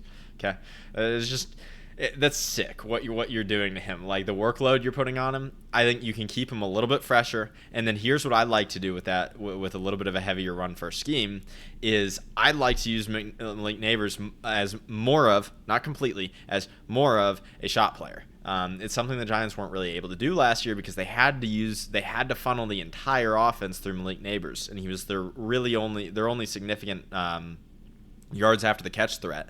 And so everything that could go to the Malik Neighbors did go to Malik Neighbors. And so I think integrating him and allowing him to use a little bit more of his vertical ability that he showed in LSU with that run first option on play action boots and things like that, and letting him go track down those ridiculous Anthony Richardson long balls. I say ridiculous both because they're inaccurate and just so freaking deep. You can let him go chase those down, and I think that might actually work out pretty good. Yeah, okay. If you remember that one play, I forget which one it was, but that might be the greatest QB throw I think I've ever seen this past season from Richardson. The one where Oh he couldn't man, even step into it, and he was still able to throw like it's a insane. 65 It's air insane. yard perfect dot. Yeah, I Yeah, kind of envision, and that was with I think Alec Pierce too, who gets separation in deep balls, but not to the level Neighbors gets. yeah, Neighbors gets so open out deep, and so many times due to the QBs just not really ever clicking with him. I mean, yeah, he was playing with like Tim Boyle last season. yeah. Like his rookie season was great statistically, but I think he's so much better of a player than 1,100 yards or whatever he finished with really does show. And that was missing 2 games too. I think Yeah. like if he had a guy who can actually get to timing better, I know Richardson isn't great at that yet, but he has an absolute cannon and he can place the ball if Neighbors is down deep. Yeah. I think Well, this team isn't the best, but I think it's very fun. yeah. Well, and I think it's definitely fun. I think I mean Richardson and Malik Neighbors made their respective teams fun on their own last year. Yeah. But no, the I think Malik Neighbors from a non-physical tools perspective plays the deep ball very much like Tyreek Hill. He is excellent tracking down the field and adjusts very well. And he is willing to go launch his body up into the air and go contest those balls over people and use his vertical ability. And so yeah, I think he's kind of the safety blanket there for quarterbacks in terms of throwing deep downfield. The Giants were just so bad last year they couldn't even figure out how to do that. So, yeah, but he saved them on a few deep balls that probably should have been interceptions, and he turned them into massive gains. So, yeah, probably a pretty good duel for Richardson there. How do you see this defense shaping up? Well, obviously the D line is beyond stacked at this point. The Giants in themselves already have a top unit, but then you have the Colts just being the rotational pieces for the most part. So I think you would start Abdul Carter, obviously, Brian Burns, Dexter Lawrence as the main guys. The Giants just really did Well, build an let's not amazing D forget line. DeForest Buckner. I mean, I think But that's your that's the thing, yeah, four-man DeForest lineup. Buckner too. Yeah. And then a lot of the other Colts guys, I think, serve a lot better as rotational pieces. Like, I think Kwity Paye, I know he hasn't had an amazing career yet, but I still think he's a good player. Yeah, But if he was getting rotational snaps instead of just being asked to be the full-time guy, I think he becomes so much more valuable. Same thing, even with like Grover Stewart too. I think a lot of what it is the Colts are asking him to do too much. He's not that type of guy. And then Latu too. Uh, High motor type guy too. Imagine having him go in there for a few snaps a game, going crazy, like yeah. going full out. I think that D line is an absolutely amazing unit. Yeah. Do you know how many sacks Samson Ebukam had? So he was injured this past year with the Achilles. Do you know how many sacks he had in 2023? No, how many? 9.5. Wow. Yeah, I Okay. think you can take Samson Ebukam, Kayvon Thibodeau, Kwity Paye, Latu, and you can play them. We were talking about Omar Norman Lott for the Chiefs the other day, and we were like, we're not sure if this guy's actually good or not because he plays like 12 snaps a game and just, you know, out efforts the other guy so often and has way more way more juice going because he's playing 12 snaps a game. Well, guess what? You can play like each of those guys at 12 snaps a game if you want to, Yeah. and literally have them go out there and just try to bully, and really exert every ounce of effort they can on those plays and be perfectly fresh. So yeah, that would be. It's a very deep O line with a lot of fun guys, and you're bringing in JT. I can't believe I forgot JT Tuimoloau, a I forgot rookie about him this too. Yeah. year. He's a fun guy too. A little bit more of a run stuffer, but you can use him to eat snaps, and you can even bring down Abdul Carter and uh, uh, Brian Burns' snaps a little bit as well. So Oh, there's also Kayvon Thibodeau too. yeah.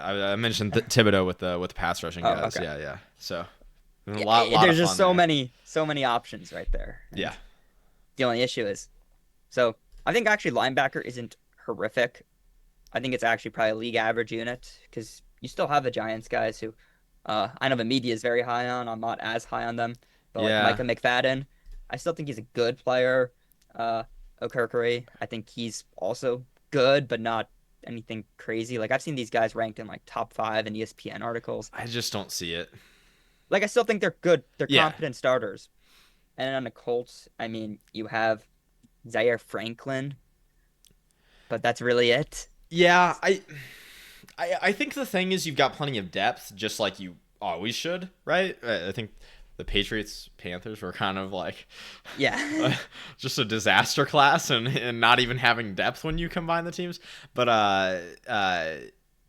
I just think you're wishing for just you're just wishing for a guy who's a truly above average, like approaching top 5 linebacker when you're combining teams like this, and you don't really have it. You know, Yeah. I think yeah. So But corner, I think, is where this team really does fall apart completely. yeah, Because it's a tough you one. have, I still do have hope for Deontay Banks because he looked good as a rookie. I don't understand what happened to him last year. I'm wondering if there was some injury or something that really wasn't like fully reported. Because I've never seen a player have a promising rookie season like that and then go to probably the worst corner in the league second It season. was brutal. Like, I don't know. Maybe he could get back on track. I mean, on the Colts, you still have Kenny Moore, who is getting up there in age, but still provides some impact on defense. I think Uh, you're gonna have Kenny Moore in the slot, and then you're gonna have Juju Brents on the outside, and then who's the third guy? And that wouldn't be as big of probably Deontay Banks. You're hoping it's Deontay Banks for sure. well, what about Chiefs legend? Chiefs legend, Trivarius Ward. I'm wow. I'm ashamed. Completely passed over that. Yeah. So I think you're playing the Colts guys and hoping Deontay Banks shows he's better. He can return to form. And I think if he does return to form, that probably puts him in place of Juju Brents or Kenny Moore. Um, but yeah, my bad, Charvarius Ward. Yeah, he should still be a solid outside corner. The one thing I'd say is I don't know. I think the Giants typically want to play a little bit more off zone coverage, which doesn't suit Ward that well. But I think you can make it work. Also, Jalen Jones, I think, is another solid depth piece. Yeah, I think, yeah, he was a rookie last season. Or was it the year before? I forget which one. But I remember him playing like pretty well and surprising some people. So I think he's another solid depth piece. Like the cornerback room isn't. It's rookie still, I last think, year. Yeah, okay. Yeah, there's a lot to be desired there, but I don't think it's like preventing this team from being successful. yeah.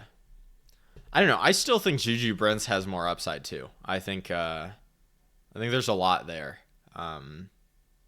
Just yeah. Safety though, I think is pretty nice. I mean, obviously you've got the Giants have figured that back out this offseason and brought in Javon Holland. I think Tyler Newman's reasonably good, and I think Nick Cross and Cameron Bynum. I think that's a good room. You know, Yeah. No, that it's a good safety room too. so yeah, I think you're a quality defense, but you're probably not a high level defense. You're probably borderline top 10 defense would be my. I don't know. The D line's really The good. D line What could you carry. think it could It's carry it that hard? I think yeah, we've seen it before. That's We've fair. seen we've seen teams be a top 5 defense with pretty I mediocre secondaries. I could see it. Yeah, that's fair. It's just there isn't really an elite schemer on the Right. defensive side of the ball too, which does pull some weight to it. Because yeah, Colts do have Steichen, who I think I would still give Dable most of the control though, just because of what he did with of it. Giants his first season and what he did in Buffalo with developing Josh Allen. I'd like to hand the run game off to Steichen and let Dable really just sit down and work with Richardson. But yeah, I think that's how I would play it. But yeah, the defensive side of the ball, they don't really have an elite defensive coordinator on either side. But Mm-hmm. Okay. Yeah. Anything else you want to talk about with the Giants, Colts, or? yeah, I think we could just sum it up. Very fun team. Uh, Unconventional. I mean, this team could Yeah. absolutely fail if Richardson doesn't. I guess you could start Russ, I but mean, it's yeah. You like, you have some floor, I guess, but but yeah, no, this team is really just all about if Richardson somehow turns into like the player that we thought he could be, which is starting. The years are starting to start becoming lower and lower every single season. yeah, But if he could, I think this would be a fun team for years to come. And yeah, I think this team could win a Super Bowl, assuming Richardson's yeah. development. I agree. I agree. Um, I'd be interested to see how they would handle the teams that I think could kind of neutralize the pass rush a little bit with the Eagles and the Lions. Um, because those teams can just run the ball so well that I think you're not getting those D lines typically are typically lighter. But then again, you've got great get great DT play, so it's yeah. I mean, it's not gonna be easy to run up the middle. So yeah, I don't know. It'd be interesting to see them, but they'd be Super Bowl contender for sure if Anthony Richardson figured it out. So all right, I don't know. You want to keep this rolling and pick more teams, or do you want to maybe do a little bit of fun exercise and then wrap this thing up? I think one thing I want to do to end it, I don't know, we could do another team before this, or we could just go straight to this, but pretty much go through and just do Eagles Chiefs combined team and just like assemble it. All right, Honestly, all right. go through position by position. How about this? Because I had a fun exercise I wanted us to do. I wanted us to each come up with an answer for if you could pick any teams in the league to combine, discluding the Eagles. I'm sorry, it's not fair to Okay. add an elite quarterback Yeah. to the Eagles, in my opinion. We can disclude the Lions too if you want to make that case. But I think the defense is so much better on the Eagles that I don't think the topic is very fun. I don't think it's competitive if you add Patrick Mahomes to the Eagles. Yeah. I don't know. I think I know mine, but I might be the same as yours. So if we're gonna talk about that anyways, let's say without the Eagles, any teams in the NFL, who are you combining? Okay. It would probably be I would go the Lions still then in this scenario, Okay. but I'm gonna go for more scheme fit than the guy who I think is the better QB, and I'm gonna go Ravens here. I think the Lions Ravens would build a very run heavy masterclass of a team. It would be I don't think you could build a run defense that can stop that. Like even if Jared Goff was mobile, this is like in if Jared Goff can run, even to Yeah. like the level of like Bo Nix even, I think the Lions would be unstoppable right now. It's just that's kind of what I like about this team. Like obviously you could take Mahomes and put him on like a great roster too. I assume that's probably what you're going with. That's what well, I'm not going to take the Lions now. I'm not going to touch the Lions or the Ravens now. I'll come up with a different combo. It's Okay. probably what I would have gone with though. And the one argument I'll make is I I think having Spagnuolo with a ridiculous amount of defensive talent is unfair. So It that's the case I would have made. But yeah, no, the Ravens still have a lot of good secondary talent. So it's not like you're not patching up arguably the worst talent part of the Lions roster. Yeah, I think the teams kind of complement each other too. Like the Lions have a lot stronger of a D line than the Ravens do have. Uh, I actually think, yeah, Ravens edge rushers are not one of their greatest strengths. You Right. know, they did get Mike Green in this year's draft, who fell very late. Obviously, wasn't due to his talent, but he Yeah. is a talented edge rusher. You add him into a room that has Hutch. I mean, the edge room is great. You have Madubuike from the Ravens in the interior. Uh, you've just an overall great defensive unit right there. Uh, the secondary, it would be mostly Ravens guys, honestly. Hmm.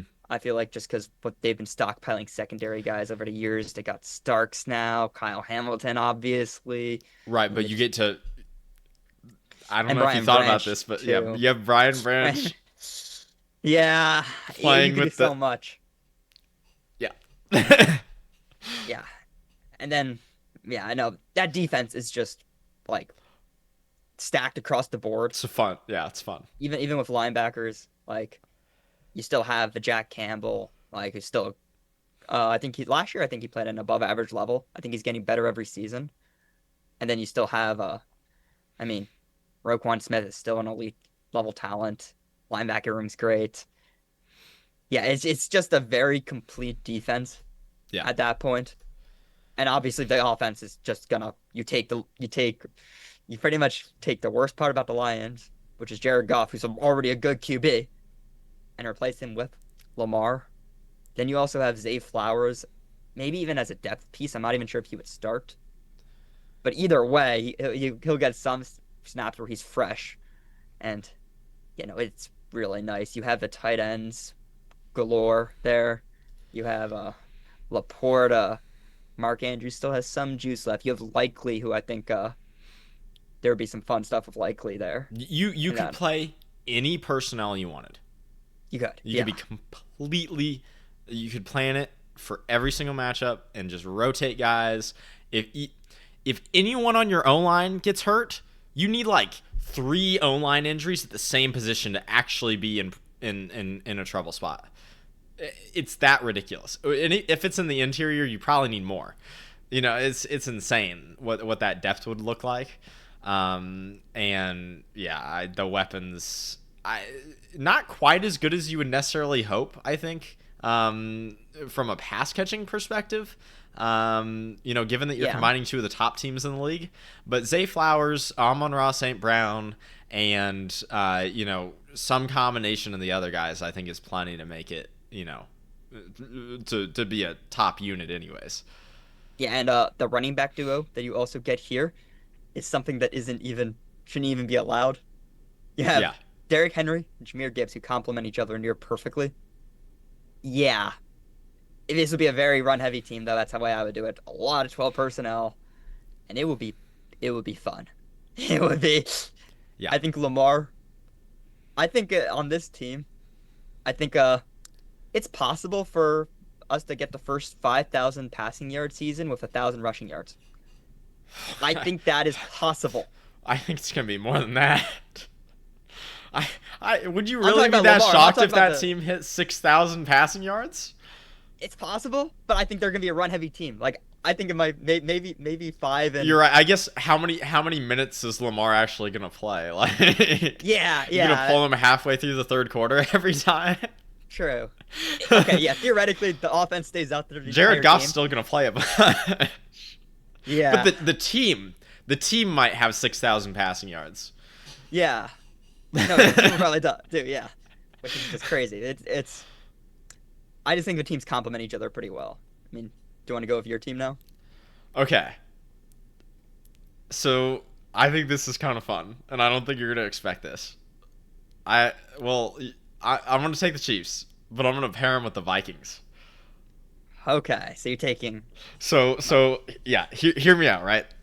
You get the best of the Vikings O-line combined with the best of the Chiefs O-line, right? So you're probably still starting Creed Humphrey and Trey Smith, and then filling in who's the guard they got out of the draft.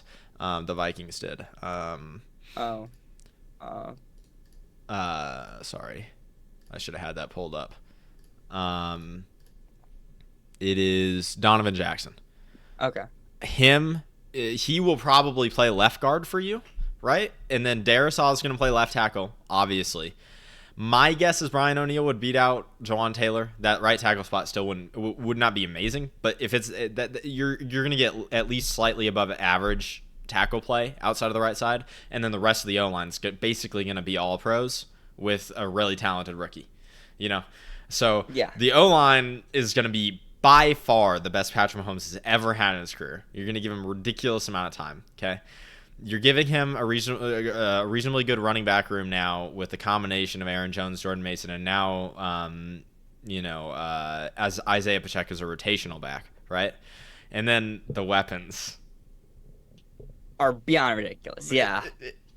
It's insane what you could do. I think your starting lineup is Justin Jefferson, Jordan Addison, and Rashee Rice, which means you get to pull Xavier Worthy off the bench for deep shots whenever the fuck you want. Which is crazy, yeah. Yeah. Hollywood Brown is like your 6th wide receiver starter now. It's just, yeah, it's crazy. You add Hawkinson so that Hawk can carry the load, and you bring in Travis Kelce in super specific scenarios. I think the way I would play that is have maybe you'd play it a little bit differently in the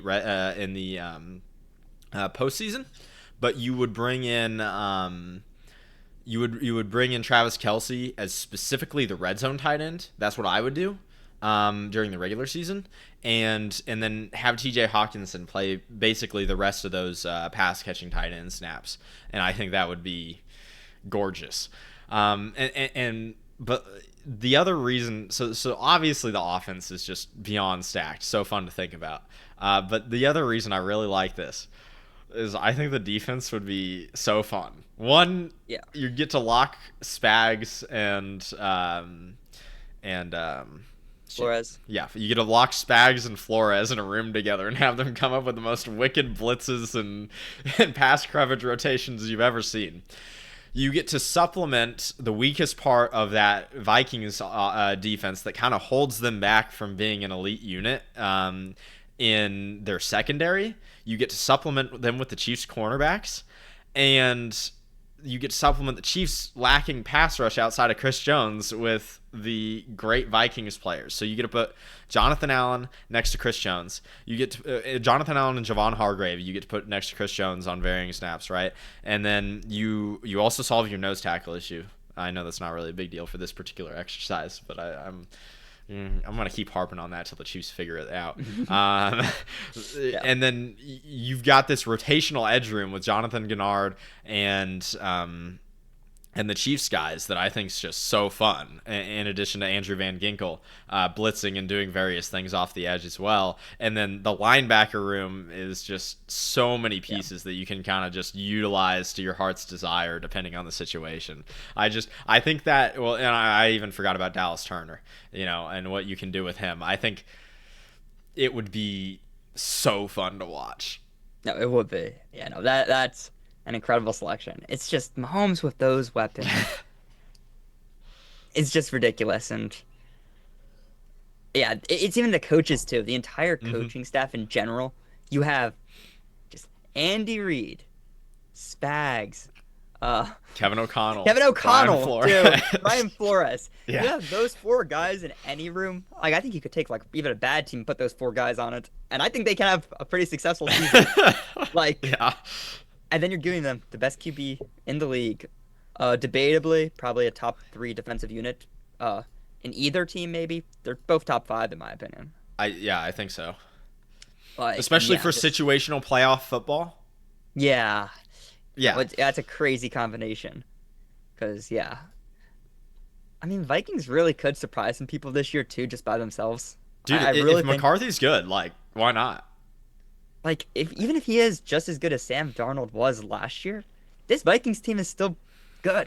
I really don't see the national media really being high on them. I've seen a lot of division rankings and seeing them at 4th, and I'm just I'm a little bit confused on that. And I think the Bears are gonna have a better season. That division, I think, is just completely up in the air this season. It's yeah. I still think the Lions should win it just because of the stability of the roster talent, but. Man, you asked me to pick who's coming in second. I don't know. Yeah. I don't know. I'm assuming we'll do some sort of division or season previews. I'm probably not going to have an answer when we get to predicting that. Yeah, but it's that combination of teams is just ridiculous. All right, so let's indulge Tyler and I's fandoms a little bit and talk Eagles Chiefs, and then we'll get out of here. Nice long episode today, but let's go through it. Let's go position by position. Okay. Starting off, quarterback. Okay. Now Hurts is better, obviously. All right, all right. I think I might have to kick you out. You're exactly what the national media is looking for right now. You're the brave No, soul. the national media is if Tua was on the Eagles, he would win a Super Bowl. I do agree. It's so hurtful what they're doing to Hurts. He is very good, but I'm sorry though. Like you put a elite quarterback on the Eagles. It's just because I think it just reaches this threshold of there's nothing to do anymore. Yeah. You don't. There's no picking your poison. It's like because Jalen Hurts, there are parts of the field that he doesn't throw to at a very high level. You put someone like Patrick Mahomes or Josh Allen on the Eagles, and every part of the field is accessible, and you have to play too high. You have to. Not only do you have to play too high, you have to play deep too high. Like we are terrified of getting the ball thrown over us, and now Saquon just gets to do whatever the hell he wants. Yeah. And the thing about the Eagles last season was whenever Hurts even played, because some games he does play like a top 5 QB. He has a game like that, it's not even close ever with the Eagles team. So imagine a guy who plays like that every single game. It's that's why I think like everyone's saying, oh, it's impossible to go undefeated. No, you take Mahomes, put him on the Eagles. As it currently is, I have a hard time believing that team doesn't.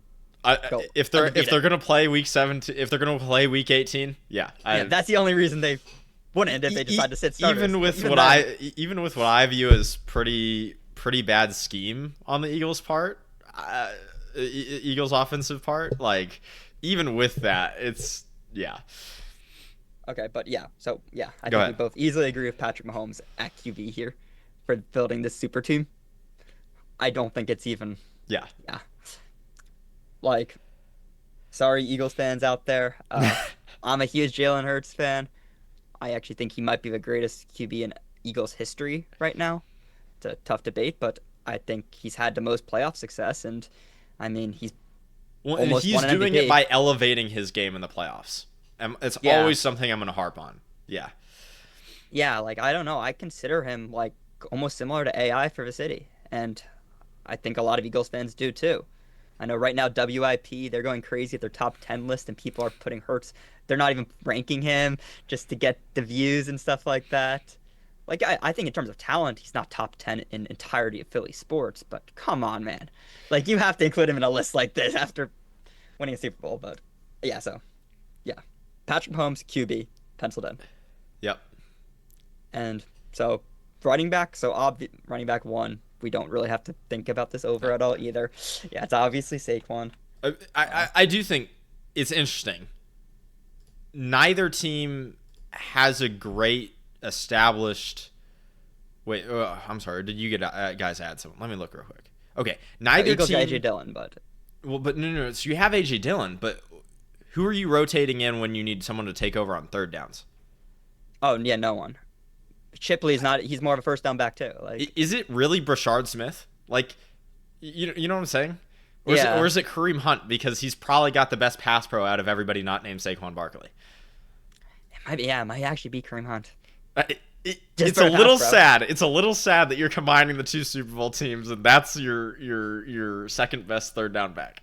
But yeah, but no, I would probably go Kareem Hunt there, honestly, even over Pacheco, just because I mean, Saquon does everything Pacheco does, but at a million times better level.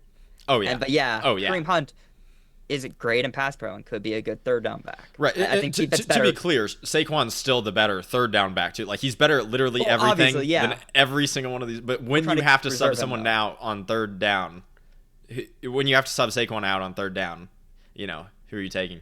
Yeah, I think it's probably Kareem Hunt for the pass pro. Yeah. I will say this though. Yeah, just furthering on, a lot of Saquon gets underrated is his pass pro. You can go through. No, it's awesome. Playoffs. It's awesome. He laid out so many. Yeah. Like he was a large reason into Super Bowl. I know he didn't have a great game, but he did a lot of the blitz pickups that are really hard to do against the Spags defense. And so no, definitely, love Saquon and at absolute everything. He is he is damn near the perfect running back for the modern NFL. So, all right, moving on. Yeah, so receiver. Uh, this one there are some interesting talks here. I There's a mean, I couple think different ways to orient it, but yeah, AJ Brown. Obviously, I think you just put him at DX. I yeah. think you pencil that in, no question. Uh, who do you put at the Y though?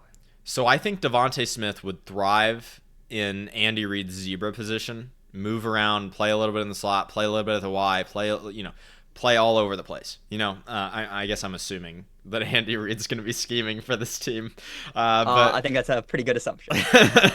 but I think in that sort of a scheme, Devontae Smith would be really good. He doesn't quite have the top end speed that Andy Reid really wants out of those guys. In an ideal world.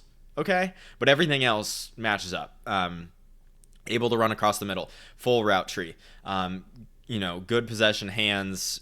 Comfortable playing on all three levels. And it's not like the speed's bad. I'm not trying to knock Devontae Smith here on the speed. I'm just saying like, Andy has a different sort of bar for what he really, really, really wants.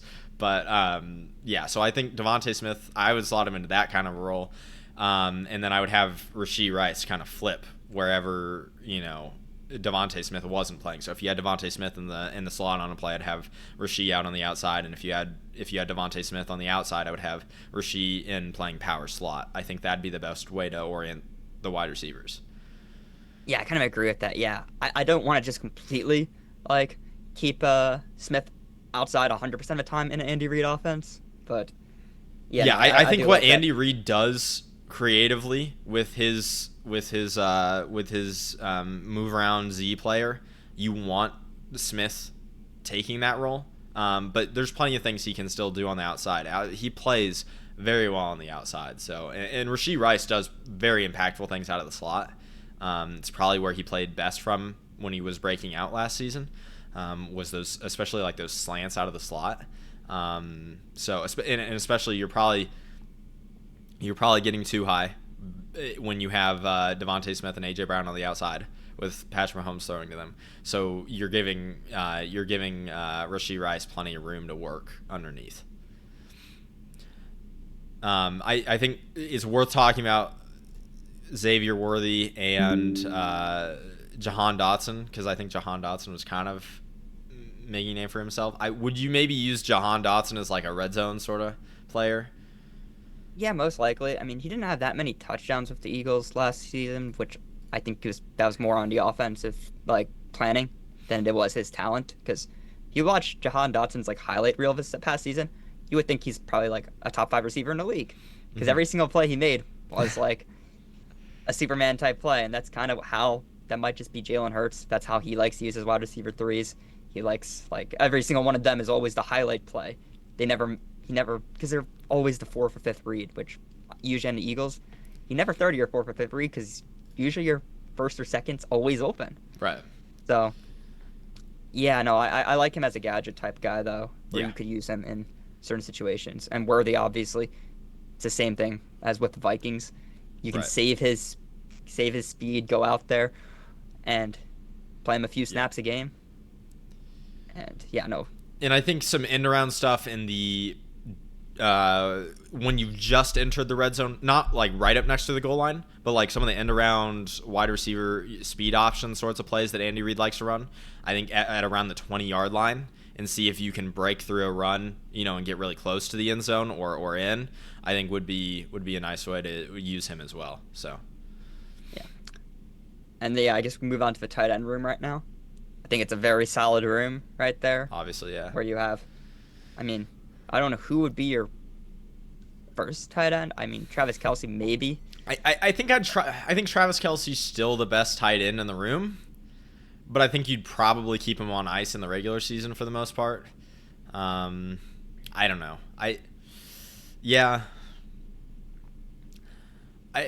almost wonder in this very specific instance with this stacked of a team, would you ask Travis Kelce to just lose a ton of weight? And because he's already lost a decent amount this offseason and try and move around better, because that was what really went last year was the movement ability and the cutting ability.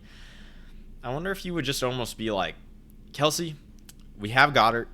You've got Noah Gray behind Goddard. You know, we don't need you to. We have such a stacked set of weapons, anyways. We don't need you to be anything. Why don't we see what happens if you lose a bunch of weight and then we ask you to run a lot of those whip routes and things like that and convert short third downs? You know. Yeah. I almost wonder if that'd be the way to play it.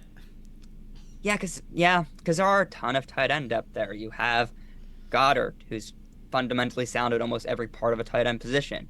Noah Gray, kind of similar too. It's just like you have blocking there. You don't need Travis Kelce. I mean, he's never been a good blocker. Why not just fully commit to him being a wide receiver?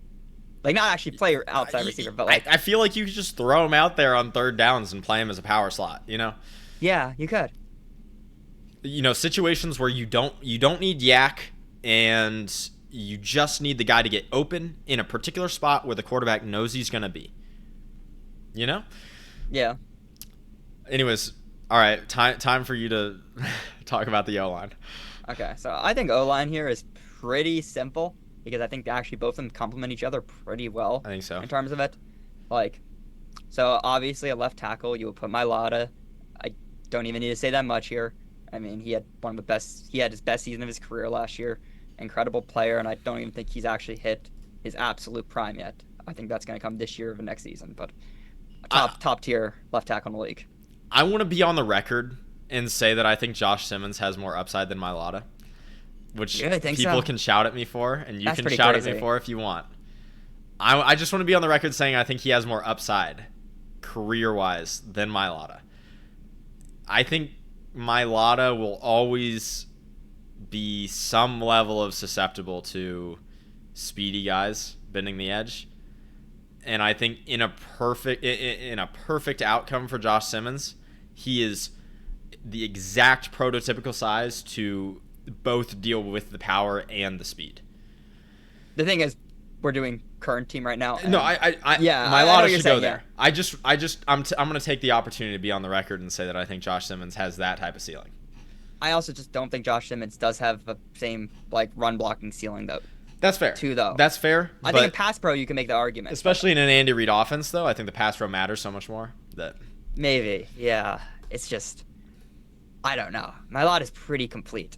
I mean, yeah, sometimes he does. I love Mailata. Really I love Mailata. Guys, I'm just saying, I think Josh Simmons could be one of those tackles that doesn't. There's not a weakness to go after. Yeah, Mailata's done a pretty good job of avoiding that weakness and punishing guys that are that light. Don't get me wrong. I'm just saying it does exist. Like he's not. It's just the nature of the beast of playing tackle. Like there's usually some give and take. You know. Oh yeah, that's the whole issue with Caden Proctor in this upcoming draft. If he was able to stop those really fast guys, he would probably be like a top 3 draft pick. Yeah. But I mean, he still could be. All right, still a year out, but yeah. Enough of what should have been a pretty simple pick. I just had to hijack it a little bit. Talk about my new favorite left tackle in the league. Okay, so at a left guard, I think just stick Landon Dickerson there pretty easily. Yeah. I mean, that's probably the Chiefs' biggest weakness and one of the Eagles' greatest guard strength. Probably is the Eagles' best guard right now. Kingsley Suamataia is exceedingly athletic. I have no idea what he's going to be. Yeah, I have a hard time believing he's going to be better than Dickerson. It's not like Landon Dickerson's not a good athlete. He's a very, very, very good athlete. Yeah. Yeah, no, Dickerson, I think 3-time Pro Bowler at this point. Yeah. Consistently. Set it and forget it. Yeah. He's going to start winning. He's going to start winning all pros soon. Probably whenever Tooney retires, he'll just start racking him up. Yeah. Honestly, it might even start this year. Maybe because the Tooney won't have the Chiefs PR machine to back him up. So yeah. Yeah. Center, it's pretty easy. It's Creed Humphrey, obvious pick, probably best center in the league. I don't think you can really make a debate for anyone else. It's not even like Cam Jurgens is bad. I mean, that's the thing. You still have great depth pieces. Josh Simmons would be a depth piece in this team. Yeah. Cam Jurgens would be. You're getting Pro Bowl caliber. Okay, Josh Simmons could be a Pro Bowler, but probably not. But you're just still getting high quality guys as depth pieces. But yeah, no, I think Creed Humphrey, starting center, slotted in. Right guard, Trey Smith, pretty easily. Just absolute beast in the run game. And him and Saquon, Yeah, that is nice. That is beyond nice. Yeah. And then I guess right tackle, another just shoo-in, Lane Johnson, potential future Hall of Famer. Just probably one of the best pass pro tackles of all time. Yeah. I mean, it's not even like he's a bad run defender. He still is above average. It's just the pass pro with Mahomes. Like, Hurts never even has to care. And I've seen Hurts take some bad sacks when Lane Johnson's not in a game. And I don't even think that's just Hurts' vision. I just think like he just developed over time that no one is ever winning there. So you can just let it go. And if you tell that from Mahomes, Yeah. it's The other thing is that he's so smart, and I'm not saying this doesn't apply to Mailata too, but especially for Johnson. He's so smart that you could do so that the Bills started doing this thing where they let guys win up because their interior is really good now and the tackles are smart. They'll let the defensive ends go way up the arc if they want to, and the tackle will just kind of guide them around, and Josh Allen will just see that massive hole in the O-line and goes to running. And I think Lane Johnson's plenty smart to do that. I think the way you could play it, and the understanding him and Mahomes could come to with, hey, if they want to rush like that, we'll just let you go into free space and do whatever the hell you want without anyone to block your vision in front of you, you know? And so you could play it like that too. Yeah. You know, it's just beyond stacked O-line at every position. I think you can make a case for an all-pro at every single position, which is just crazy. Yeah. I mean, I think most of these guys were all pros last year. Humphrey, At least second team. Like counting first. Humphrey and second team. was first team All Pro. I think. Landon Mailata. I'm pretty sure team. Trey Smith was first team All Pro. Was Mailata first team? No, they were both second team. Mailata and Johnson. Yeah, they were both this. And then did Dickerson? Was he? He was not All Pro. He's not All Pro. But I mean, the rest of the four are. Yeah, and you combine that with Mahomes, Saquon, and a receiving room that is just deep and has the top level talent. Yeah. This is why we said the Eagles were unfair earlier. Because if you did this combo, even against the two teams we built, I think this offense is just. Oh, I think it goes out there. Perfect. Like we were gushing about that Vikings Chiefs combined defense. I don't really know what you do about this offense if that's what you're facing. Even with that level of defensive talent, I don't think it matters. Yeah, I think this offense just like absolutely steamrolls. Yeah. I guess now we could start to transition. I think you can make defense. the argument that Jahan Dotson and Xavier Worthy end up with 1,000-yard seasons as the fourth and fifth string wide receivers because they're playing so much after the offense is already left. The first team offense has already left the game. Yeah, and that's the thing too. The backup O-line is still like pretty good. It's still above league average, and then you still have Hurts at QB with like those guys at receiver. Like, I think you can make a case that, like, yeah, the second teams probably would steamroll most teams in the league, too. Like, no, that offense is nearly perfect. I guess we could go on to defense now, where we'd start out with, because I think the defense is more nuances than the offense. I think it's interesting how you would play it. So, I think we could start off with the line first. So, who would you put at left end right now? Any edge rusher. Like, how would you? In base, I'm sorry. On rushing downs, on early downs, I think it's Karlaftis. Probably yes. It's Karlaftis on one side, and then a rotation on the other side. Yes. On early downs. I think Nolan Smith's a great option. Does Ojimo actually get played out at the end at all? No, you could try it, but he's only played DT. Yeah, so if you're really looking at 1st and 10, just that first down, I think you're probably looking at some combination of Karlaftis, Nolan Smith, and Mike Dana, just to seal up the run, because you're going to get plenty of pass rush juice out of the middle, even if they decide to drop back. Yeah. That's the thing. Yeah. And then in rotation on like later downs, then you do have a couple other guys. I mean, you have Jalix Hunt for the Eagles, and you have, you do have Felix for the Chiefs, who I think would benefit by playing fewer snaps. But I think three snaps a game. I'll give him 3 snaps a game.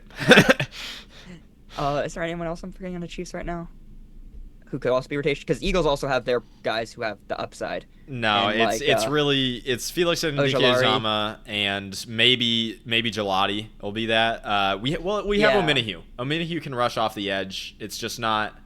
You can't really rush lightning quick with him. He's more of a. He's fairly quick in terms of a winner as a defensive tackle rusher. You know, if you're rushing him out of 3 tech. But yeah, when you line him up at the end, it's not a very fast win. So. Yeah, and I mean, then you also have the Eagles guys and like Uche, Ojulari, who could be serviceable too. Like, there is some depth there, but I actually think the edge room is probably one of the weaker spots on this team. Probably is the weakest. And I mean, you still probably have like I think 2 guys in your group who could be Pro Bowlers, and Karlaftis and Nolan Smith. But I think this is still probably the weakest part of this team. But I still don't think it's like horrible. Yeah. By any means. But yeah, I guess now we could get into the interior D line where things really get ridiculous. Yeah. Well, and let me just preface off the front, like all those Chiefs edge rushers you were just talking about, they can all play defensive tackle if you want them to, because Spags is psychotic. Yeah. Yeah. So interior D line starting off. So you have Chris Jones, who's probably been the best at the position since Aaron Donald retired, pretty much every year. I mean, now maybe not as much because probably the guys who replaced him are probably either Dexter Lawrence or Jalen Carter, who we also have on this team. Yeah. So you compare Jalen Carter and Chris Jones together. And then you also have some more depth there too. It's not just them two. On running downs, you can put in Jordan Davis. You get a big run stuffer, and it solves the Chiefs' nose tackle issue beyond perfectly. Yeah. You get the nose tackle, and then you also have rotational guys too. You have Moro Ojomo, who looked fantastic last season in his limited snaps, and over here he'll play very limited snaps. It's wild because you have this wealth of rotational guys who could potentially be good 3-tech pass rushers on true pass sets, like Charles Omenihu, and you've got Omar Norman Lott, and then on the Eagles you've got Ojomo, and Davis is not bad at it, you know, and so it's like. But in reality, all you really want to do is just on true pass sets is send Chris Jones and Jalen Carter out and just yeah, it's hard to beat that in terms of on pure passing downs. Good luck. Both those guys need to be double teamed. That's the issue. Yeah, both guys need double teams, and you just can't do it. You might as well roll out 6-0 linemen, to be honest. Yeah. Because even if edge room is like, maybe not elite talent, you give Nolan Smith a 1-on-1, which he got a lot with the Eagles last year, just considering how stacked we were. Oh, he'll win a 1v1 against any guy pretty easily. Like, that edge room is still going to put in work. Yeah. I mean, Karlaftis is going... You leave him 1-on-1... Every single time with that high motor, at minimum, he's pushing the pocket in. Yeah, that pocket's collapsing almost instantly. It would... And honestly, that might be the better way to play it, is ask the players to just... Everyone dedicate themselves to crushing the pocket, because even the defensive tackle that's getting double teamed is going to move his guys, and you could just shrink it like that. I almost don't know if I don't even know if Spags would want to blitz, which is crazy, but yeah. Yeah. And okay, so I think the overall D-line and elite unit, even with the weaknesses at edge, it doesn't even make a difference with that interior D-line. I feel like it's still by far the best D-line unit in the league, and it isn't even close. But yeah, we can move on to linebacker now, which I think is still probably beyond elite too.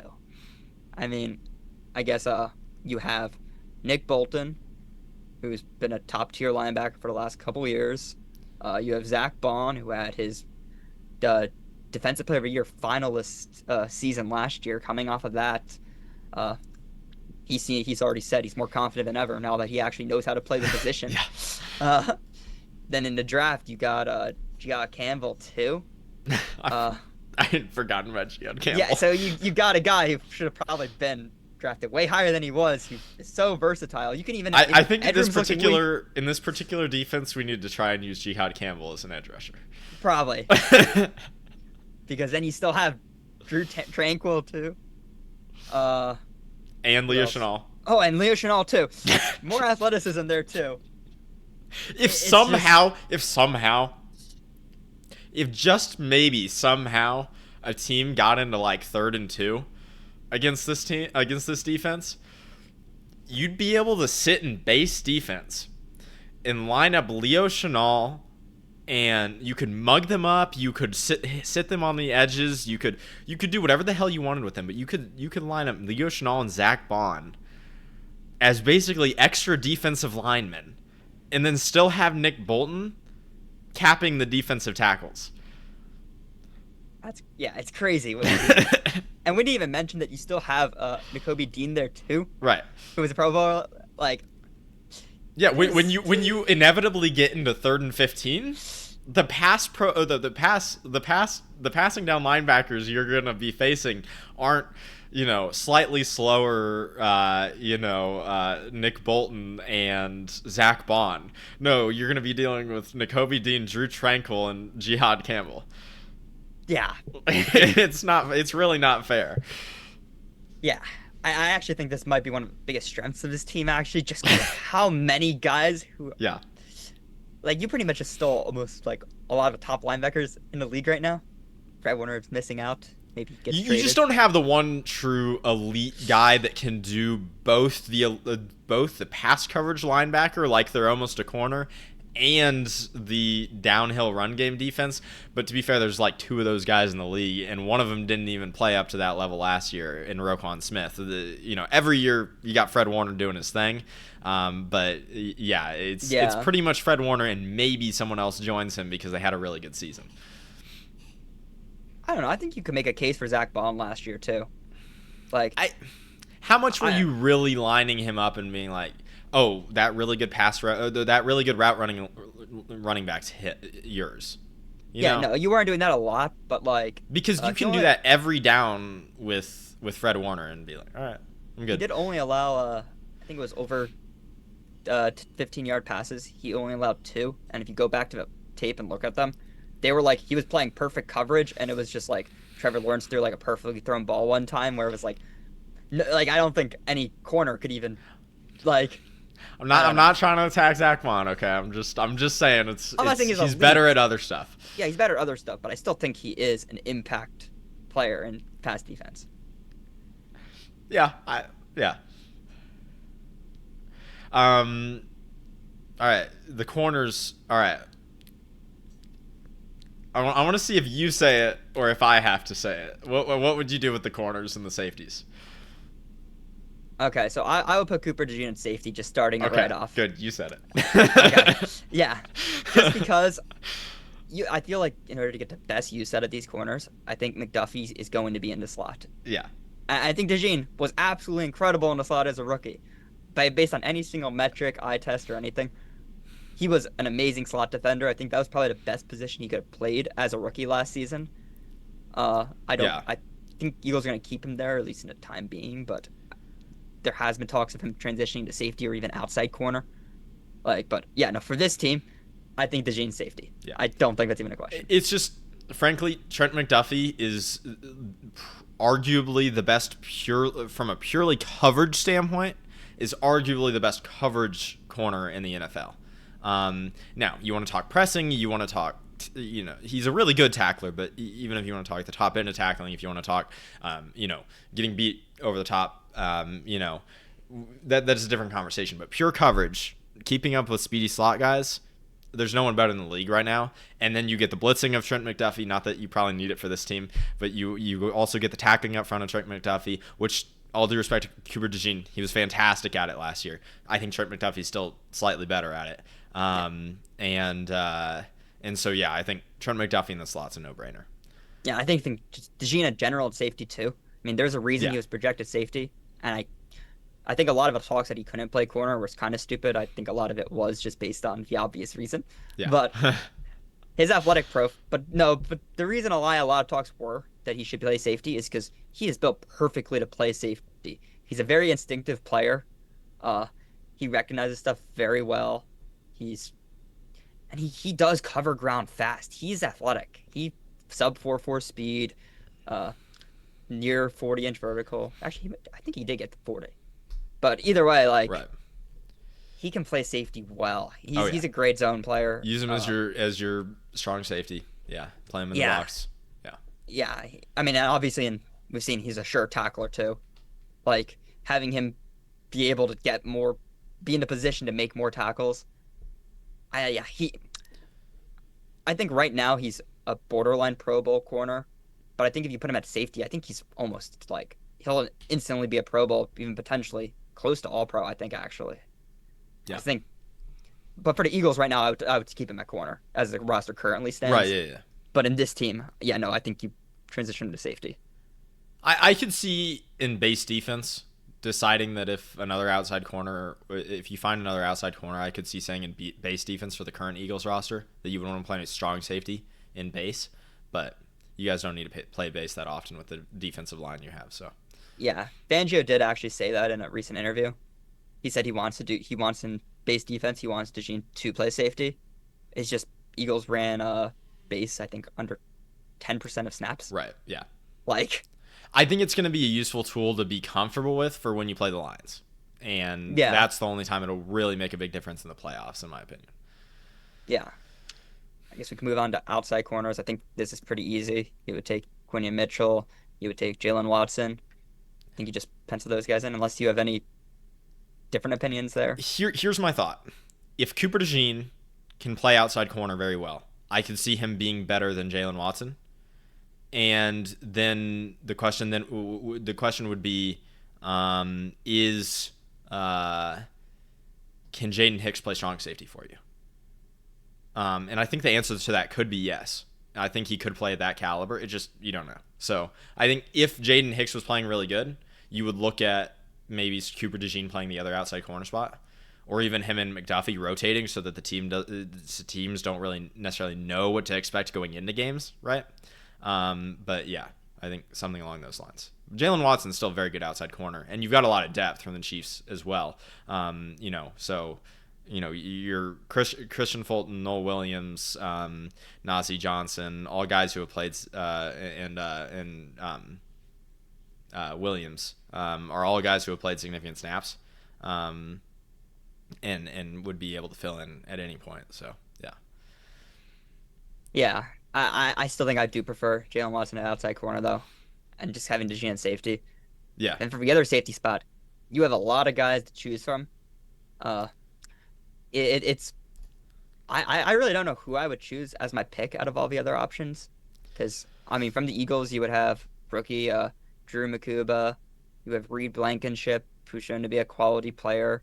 On the Chiefs you have Jaden Hicks, Brian Cook. yeah.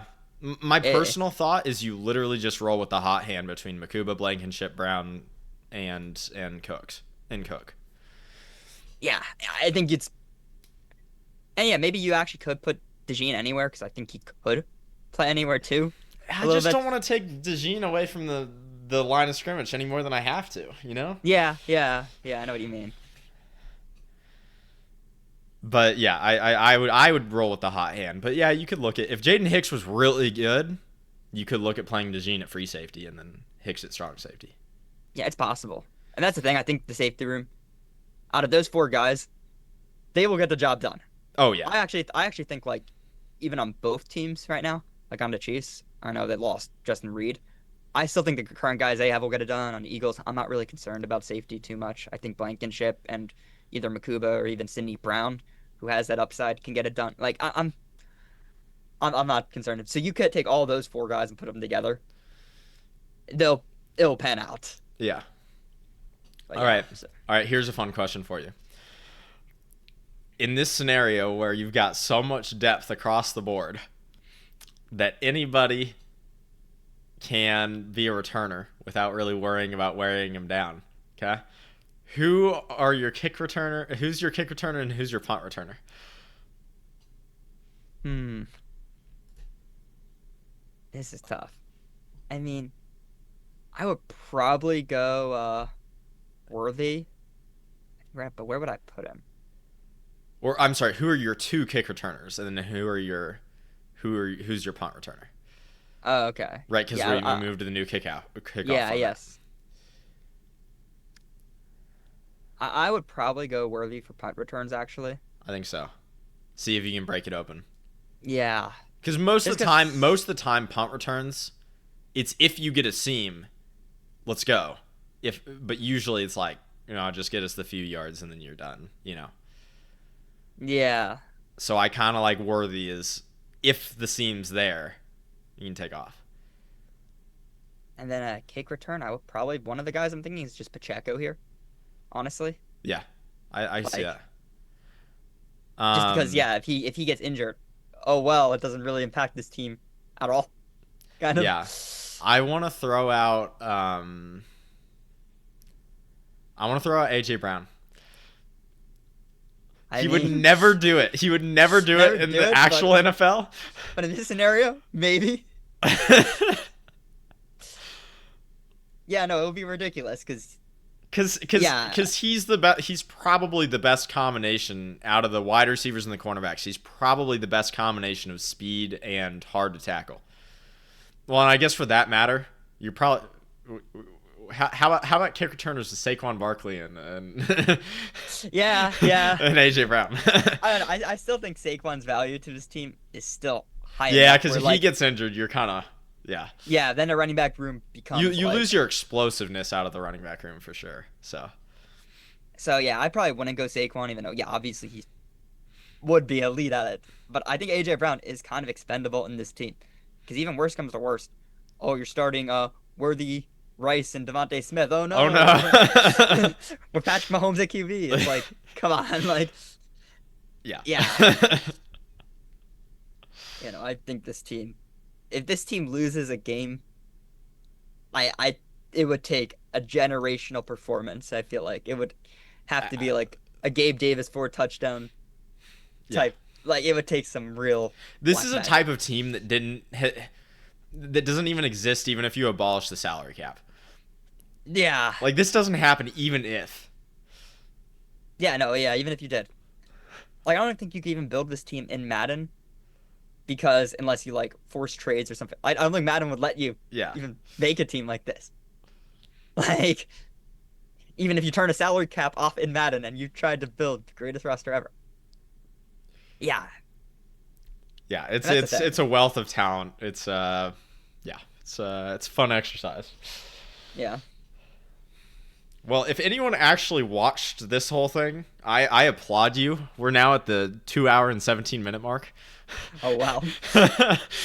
So if anyone actually watched this entire episode, which by the way, I just want to say, this is one shot, folks. If anyone is still watching, this is one shot. So we did it the whole way too. So I'm pretty impressed with us, Tyler. Yeah. Maybe we should tell people to leave something in the comments if it made it this far. Yeah. Leave something in the comments, and we'll be very impressed.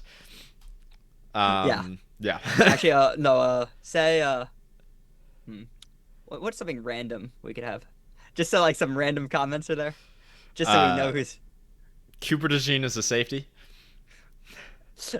No, Cooper DeJean is not a safety. No, I guess no, just say Coop with like 6 O's. There you go. All right, and we'll know. We'll appreciate you. But yeah, no, this was a good time. Good Saturday morning. We're almost not morning anymore. Yeah, that's what happens when you do a fun episode. So yep. Okay. I don't know. Any closing thoughts on any of the stuff we did, or anything like that, or should I wrap it? I think we can just wrap it up now. All right. Great. Had a good time doing with you, Tyler. It was great. Please leave us a like, comment, subscribe to the channel. We'd love it.